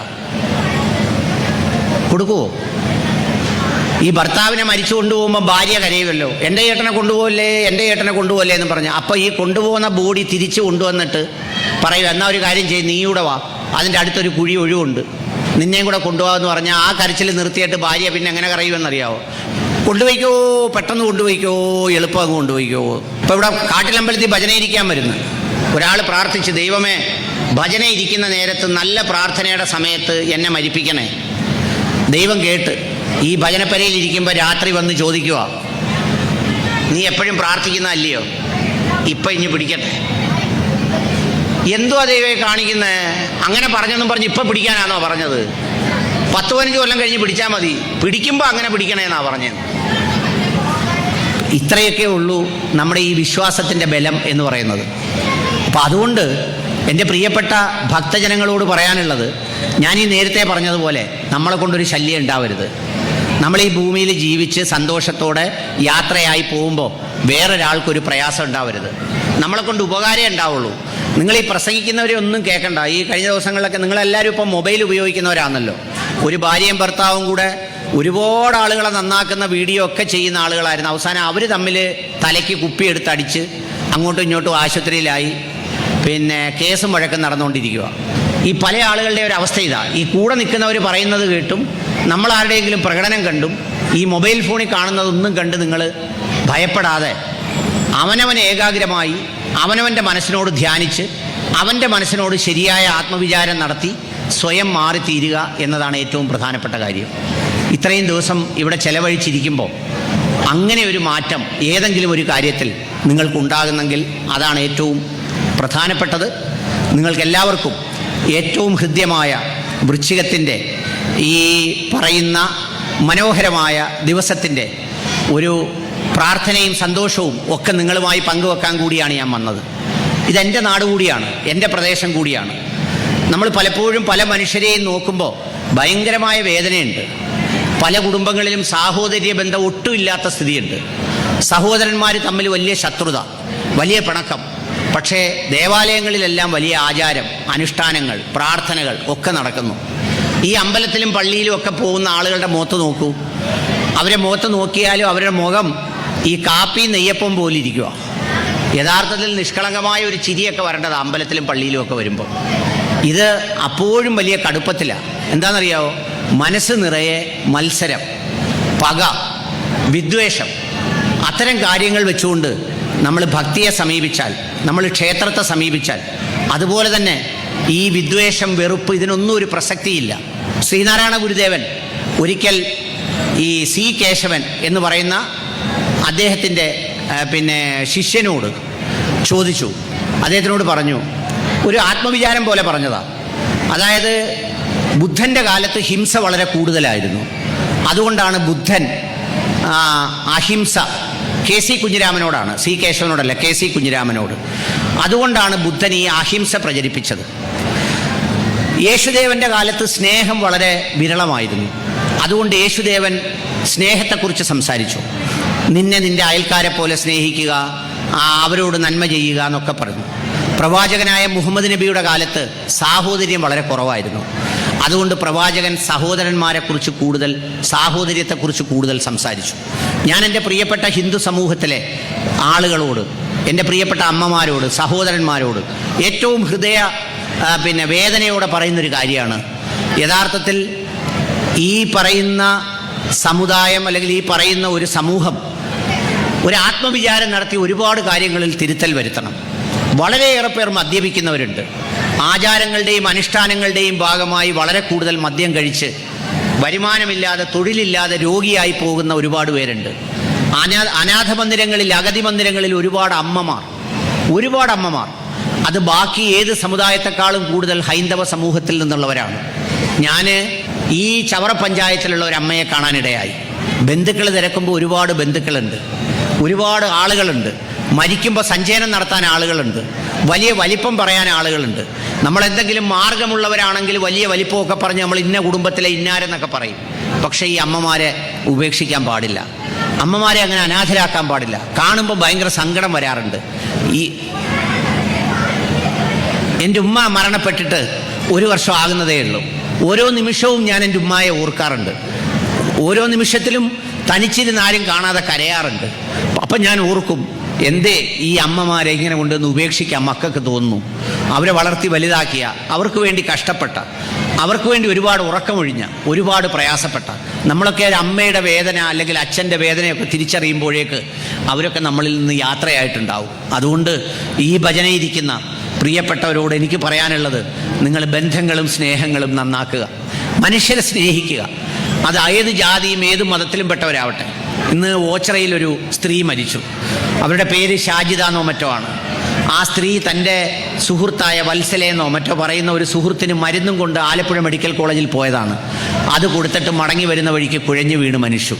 നമ്മൾക്കിടയിലേക്ക് ജാതിയും മതവും വിദ്വേഷവും വെറുപ്പും പണവും, നമ്മുടെ ശ്രീനാരായണ ഗുരുദേവൻ പറയുന്നല്ലോ, ജാതിഭേദം മതദ്വേഷം ഏതുമില്ലാതെ സർവരും സോദരത്വേന വാഴുന്ന മാതൃകാസ്ഥാനമാണ് എന്ന് പറഞ്ഞ പ്രയോഗത്തിൻ്റെ അർത്ഥം ഏതുമില്ലാതെ സർവരും, ഏതുമില്ലാതെ എന്നുള്ളിടത്ത് ജാതിയും മതവും മാത്രമല്ല, പണത്തിൻ്റെ പേരിൽ നമ്മൾ മനുഷ്യനെ വിലയിരുത്താൻ പാടില്ല. പണത്തിൻ്റെ പേരിൽ നമ്മൾ മനുഷ്യരെ തിരസ്കരിക്കാൻ പാടില്ല. അതാണ് ഏതുമില്ലാതെ സർവരും, എല്ലാ മനുഷ്യരും സോദരത്തേന, സഹോദരന്മാരെ പോലെ അനുകമ്പയോടെ സ്നേഹത്തോടെ. നമ്മളൊക്കെ പറയുന്നു നമ്മൾ ശ്രീനാരായണ ഗുരുദേവൻ്റെ ശിഷ്യനാണ്. ഞാൻ ഗുരുദേവനെ കുറിച്ച് വായിച്ച് സത്യത്തിൽ അത്ഭുതപ്പെട്ടു പോയി. ഗുരുദേവന് ക്രിസ്ത്യാനിയായ ശിഷ്യനുണ്ട്, മുസ്ലിമായ ഖാദർ സ്വാമിയുണ്ട്, ജോൺ തീർത്ഥർ എന്ന് പറയുന്ന ക്രൈസ്തവനായ ശിഷ്യനുണ്ട്, സിഖുകാരനായ ശിഷ്യനുണ്ട് ഗുരുദേവന് നിരീശ്വരവാദിയായ ശിഷ്യനുണ്ട്. ഖാദർ സ്വാമി എന്ന് പറയുന്ന ശിഷ്യൻ, അദ്ദേഹം മുസ്ലിമാണ്. അദ്ദേഹം ശ്രീലങ്കയിൽ വെച്ച് ശ്രീനാരായണ ഗുരുദേവനെ കണ്ടിട്ട് ഗുരുദേവനോട് ചോദിച്ചു, മുസ്ലിമായി എനിക്ക് അങ്ങയുടെ ശിഷ്യനാകാൻ ഒക്കുമോ? അപ്പോൾ ഗുരുദേവൻ പറഞ്ഞ മറുപടി, നീ ഏത് മതമായാലും എന്താ, നിന്റെ മതത്തിൽ നീ തുടരൂ. ഞാൻ ഈ പറഞ്ഞതുപോലെ നിന്റെ ആത്മാവിനെ സമാധാനപ്പെടുത്തുന്നത് ഏത് പ്രത്യയശാസ്ത്രമാണ്, ഏത് വിശ്വാസമാണ്, ആ വിശ്വാസത്തിൽ നീ തുടരൂ. എന്നിട്ട് നീ നന്മയുടെ വഴിയിലൂടെ സഞ്ചരിക്കും. അങ്ങനെ യഥാർത്ഥത്തിൽ നാനാജാതി മതത്തിൽപ്പെട്ട, നായർ വിഭാഗത്തിൽപ്പെട്ട, ഈഴവ വിഭാഗത്തിൽപ്പെട്ട, നിരീശ്വരവാദിയായ, ക്രൈസ്തവനായ, മുസ്ലിമായ ശിഷ്യന്മാരൊക്കെയും ശ്രീനാരായണ ഗുരുദേവൻ ഉണ്ടായിരുന്നു. അവിടെയാണ് ഗുരുദേവൻ്റെ ഏതുമില്ലാതെ സർവരും, വ്യത്യാസമില്ലാതെ എല്ലാ മനുഷ്യരും ഒന്നായിത്തീരുന്ന ഒരു മനുഷ്യകുലത്തെക്കുറിച്ച് ചിന്തിച്ചത്. അങ്ങനെ ഒന്നായി നമ്മളെല്ലാവരും ഇല്ലാതാകുന്ന യാത്രയായിക്കൊണ്ടിരിക്കുന്ന ഒരു കാലത്തെയാണ് നമ്മൾ തിരിച്ചറിയേണ്ടത്. ഈ പടിഞ്ഞാറുള്ള പൊന്മനയിലെ ഈ കടൽ എത്രയോ മനുഷ്യരുടെ ചിതാഭസ്മം ഏറ്റുവാങ്ങിയിട്ടുണ്ട്. അതിൽ കറുത്തവനും വെളുത്തവനുമുണ്ട്, കുടിലിൽ കിടന്നവനും കൊട്ടാരത്തിൽ കിടന്നവനുമുണ്ട്, സമ്പന്നനും ദരിദ്രനുമുണ്ട്. പക്ഷേ അവനെല്ലാം ഒറ്റ മേൽവിലാസത്തിലാണ് അറിയപ്പെടുന്നത്, പരേതൻ, മരണപ്പെട്ടു പോയവൻ. യഥാർത്ഥത്തിൽ നമ്മൾ ജീവിക്കുന്ന മനുഷ്യരുടെ ലോകത്തിലല്ല, മനുഷ്യരുടെ മേലെയാണ്. ഈ ലോകത്ത് ജീവിച്ചിരിക്കുന്നവർ വളരെ ന്യൂനപക്ഷമാണ്, മരിച്ചവരാണ് മഹാഭൂരിപക്ഷം. ആ മരിച്ചവരുടെ ഗണത്തിലേക്ക് നാളെ ചെന്ന് ചേർക്കപ്പെടുന്നവരാണ് നമ്മൾ. ഞാൻ ഈ സംസാരിക്കുന്ന നിമിഷവും, ഞാൻ ഇവിടെ നിൽക്കുന്ന ഈ സമയവും എല്ലാം നാളെ ഓർമ്മകളാണ്. കുറേ കാലം കഴിയുമ്പോൾ നമ്മളാരും ഈ ഭൂമിയിൽ ജീവിച്ചിരുന്നു എന്ന് പോലും അറിയപ്പെടില്ല, അടയാളപ്പെടുത്തൂല. നിങ്ങളിൽ എത്ര പേർക്ക് അച്ഛനെ അറിയാം? ചിലപ്പോൾ അച്ഛൻ്റെ അച്ഛനെ അറിയാം, ചിലപ്പോൾ ഒരച്ഛനെയും കൂടി വാശിയുണ്ടെങ്കിൽ അറിഞ്ഞെന്ന് വന്നേക്കാം. അതിനു മുമ്പും നമുക്കൊരച്ഛനുണ്ടായിരുന്നു, അതിനു മുമ്പും നമുക്കൊരമ്മയുണ്ടായിരുന്നു. നമ്മുടെ മുന്നിലുള്ളത് 50, 60, 70 വയസ്സ് വരുന്ന പ്രായത്തിനിടയ്ക്കുള്ള ജീവിതമാണ്. ഈ ജീവിതത്തിൽ നന്മ ചെയ്യുക, സ്നേഹം പ്രകടിപ്പിക്കുക, സ്നേഹം പറയുക. നമ്മൾ തമ്മിൽ കാണുമ്പോൾ, ഈ അറേബ്യൻ നാടുകളിലൊക്കെ പോകുമ്പോൾ നമ്മൾ കാണാറുണ്ട്, സഹോദരങ്ങൾ തമ്മിൽ കാണുമ്പോൾ പരസ്പരം ആലിംഗനം ചെയ്യും, കെട്ടിപ്പിടിക്കും, ചേർത്ത് പിടിക്കും. നമ്മളെപ്പോഴാണ് കെട്ടിപ്പിടിക്കുന്നത്? മരിച്ചു കിടക്കുന്നവനെയാണ് കെട്ടിപ്പിടിക്കുന്നത്. കൊണ്ടുപോകല്ലേ എന്നും പറഞ്ഞ് നമ്മൾ കെട്ടിപ്പിടിക്കുന്നത്. അമ്മയെ ഓർത്തെപ്പോഴാണ് കരയുന്നത്? ബലിയിടാൻ തോർത്തുമായി കടൽ തീരത്ത് പോയിട്ട് തിരിച്ചു വരുമ്പോൾ എല്ലാ മനുഷ്യരുടെയും കണ്ണുകൾ നിറഞ്ഞിരിക്കുന്നത് കാണാറുണ്ട്. പക്ഷെ ജീവിച്ചിരിക്കുമ്പോൾ ആ അമ്മയ്ക്ക് ഒരു മിഠായി വാങ്ങിക്കൊടുക്കാൻ നമുക്ക് കഴിഞ്ഞാൽ, എന്തെങ്കിലും ഒരു മധുരം വാങ്ങിക്കൊടുക്കാൻ കഴിഞ്ഞാൽ, എന്നിട്ട് പല്ലില്ലാത്ത ആ മോണ കാട്ടി ചിരിക്കുമ്പോൾ അത് നോക്കി ഇരിക്കാൻ നമുക്ക് ഭാഗ്യം കിട്ടുമെങ്കിൽ ആ നിമിഷമാണ് ഏറ്റവും ഭാഗ്യത്തിൻ്റെ നിമിഷം. അത് നഷ്ടപ്പെട്ടവനാണ് ഈ ഭൂമിയിൽ ഏറ്റവും നഷ്ടപ്പെട്ടവൻ. യഥാർത്ഥത്തിൽ ആരാണ് ദരിദ്രൻ എന്ന് ചോദിച്ചാൽ ഞാൻ പറയും, സ്നേഹിക്കുന്ന അമ്മയെ നഷ്ടപ്പെട്ടവനാണ് ഈ ഭൂമിയിലെ ഏറ്റവും വലിയ ദരിദ്രൻ. അതിനേക്കാൾ വലിയൊരു ദരിദ്രനില്ല. ആ നഷ്ടം ഒരിക്കലും മാറുകയുമില്ല. അതുകൊണ്ട് എന്നെ കേൾക്കുന്നവർ ജീവിച്ചിരിക്കുന്ന അമ്മമാരുമായി എന്തെങ്കിലും പ്രയാസങ്ങളോ പ്രശ്നങ്ങളോ ഉണ്ടെങ്കിൽ ദയവായി നിങ്ങളോട് ഞാൻ സാറിന് പറയുമല്ലോ, ഈ കാലിൽ തൊട്ട് അപേക്ഷിക്കുന്നത് സ്നേഹബന്ധങ്ങളെ മുറിക്കരുത്, കുടുംബ ബന്ധങ്ങളെ ചേർത്ത് വെക്കണം. അതൊന്നും നമുക്ക് തിരിച്ചു കിട്ടുന്നതല്ല, അതൊക്കെ ദൈവം ചേർത്ത് തന്നതാണ്. നമ്മൾ ഓർക്കണം, ഒരേ ഗർഭപാത്രത്തിൽ നിന്ന് മുമ്പും പിറകുമായി ജനിക്കുന്നു. ആ ജനിക്കുന്ന ബന്ധം മുറിക്കാനൊക്കില്ല. ഭാര്യ ഭർത്തൃബന്ധം നമുക്ക് മുറിച്ചു കളയാം, കുഴപ്പമില്ല. അതിന് നമുക്ക് മൊഴി ചൊല്ലാം, വിവാഹബന്ധം ഏർപ്പെടുത്താം. പക്ഷേ സഹോദര ബന്ധം അങ്ങനെ കഴിയില്ല. ഇപ്പോൾ ഞാൻ പറഞ്ഞല്ലോ, എനിക്ക് ഉമ്മ നഷ്ടപ്പെട്ടു. ഞങ്ങൾ 7 പേരുണ്ട്. ഇപ്പോൾ എന്തെങ്കിലും ഒരു കാര്യം വരുമ്പോൾ ആദ്യം തന്നെ നമ്മൾ ഫോൺ എടുത്ത് വിളിക്കാറുണ്ട്. അത് വേറൊന്നും കണ്ടല്ല, നമ്മളെ ഓർമ്മിപ്പിക്കാൻ ഒരമ്മ വീട്ടിലില്ല എന്ന ചിന്തയുണ്ടല്ലോ, അത് നൽകുന്ന ഒരനാഥത്വമുണ്ട്. ആ അനാഥത്വം വളരെ വലുതാണ്. അതുകൊണ്ട് നമ്മൾ ഭക്തിയുള്ളവരായി, അമ്പലത്തിൽ ഭജനയിരുന്നവരായി, പൂജ നടത്തിയവരായി, ശബരിമലയിൽ എല്ലാ കൊല്ലവും പോകുന്നവരായി ആയിക്കോളൂ. അതൊക്കെ ബാഹ്യമായ ആചാരങ്ങളാണ്, അനുഷ്ഠാനങ്ങളാണ്. പക്ഷേ മനസ്സിൻ്റെ ഉള്ളിൽ സ്നേഹം, നന്മ, നമ്മുടെ ഉള്ളിലുള്ള ആ ഭാവം, അതിനെ സംബന്ധിച്ച് ഒരാത്മവിചാരം നടത്തണം. അതിനുള്ളൊരു വേദിയായി ഈ ഭജന മാറട്ടെ എന്നും അതിനുള്ളൊരു സന്ദർഭമായി എൻ്റെ വാക്കുകൾ ഉപകരിക്കട്ടെ എന്നുമാണ് എൻ്റെ ആഗ്രഹം. അങ്ങനെ ഒരാളെങ്കിലും തൻ്റെ അമ്മയോട്, തൻ്റെ സഹോദരങ്ങളോട്, തൻ്റെ സഹജീവികളോട്, മനുഷ്യരോട്. ഗുരുദേവൻ പറഞ്ഞത് മനുഷ്യൻ ഏത് ജാതിയാണെന്ന് ചോദിച്ചപ്പം ശ്രീനാരായണ ഗുരുദേവൻ പറഞ്ഞത് ജീവജാതിയാണെന്നാണ്. ജീവജാതി.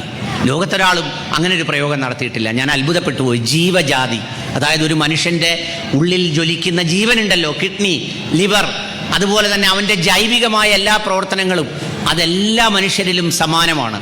രക്തം വേണമെന്നും പറഞ്ഞ് ബഹളം വെക്കുമ്പോൾ ഓടിച്ചെന്ന് രക്തം കൊടുക്കുന്നവരാരും ജാതി നോക്കാറില്ല.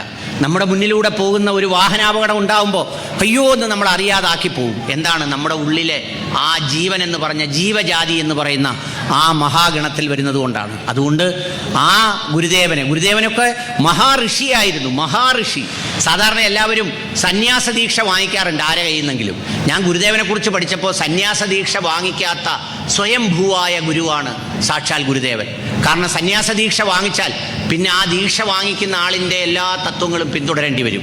പക്ഷെ അതുകൊണ്ട് സന്യാസ ദീക്ഷ വാങ്ങിച്ച ആളല്ല ഗുരുദേവനെ ഒരു സമയത്ത് ഈ തടി കസേരയിൽ നിന്ന് മാറ്റി മറ്റൊരു തറയിലിരിക്കാൻ ആവശ്യപ്പെട്ടപ്പോൾ ഗുരുദേവൻ മാറിയിരുന്നിട്ട്, വിദ്യാർത്ഥിയായ ഗുരുദേവനാണ്, ക്ലാസ് ടീച്ചറോട് ചോദിച്ചത്രേ, ഈ വായു എനിക്ക് ബാക്കിയുള്ളവർ ശ്വസിക്കുന്നത് പോലെ ശ്വസിക്കാവൂ എന്ന് പറഞ്ഞാൽ ഈ ഉയർന്ന ജാതിക്കാരൻ ശ്വസിക്കുന്ന വായു എനിക്കും ശ്വസിക്കാവോ എന്ന് ചോദിക്കുന്ന അത്രയും ഗഹനമായ ചിന്തകളുടെ ഉറവിടമായിരുന്നു. ആ മണ്ണിലൂടെയൊക്കെ, ആ ഓർമ്മകളിലൂടെ, അവർ ശ്വസിച്ച വായുവിലൂടെ, ആ പ്രതലത്തിലൂടെ നടന്നു പോകുന്ന നമ്മൾ ആ ഓർമ്മകൾ ചേർത്ത് വെച്ച് നന്മയുള്ളവരായി തീരുക. ഫിഫാക്ക് എന്ന് പറയുന്ന ഈ കൂട്ടായ്മയാണ് എന്നെ പ്രസംഗിക്കാൻ വിളിച്ചത്. ഞാൻ ആവുന്നതും അത് ഒഴിവാകണം, മാറണം എന്ന് തീരുമാനിച്ചതാണ്. പക്ഷേ അവരുടെ നിർബന്ധത്തിന് പറഞ്ഞ് പ്രിയപ്പെട്ട ദിനേശും സജിത്തും ഒക്കെ നിർബന്ധിച്ചതുകൊണ്ടാണ് വീണ്ടും എത്തിച്ചേരാൻ കഴിഞ്ഞത്. പറഞ്ഞത് നന്മയാണെന്ന് വിശ്വസിക്കുന്നു.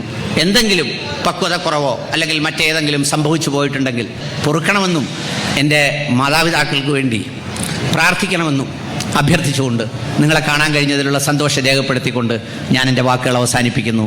നന്ദി, നമസ്കാരം.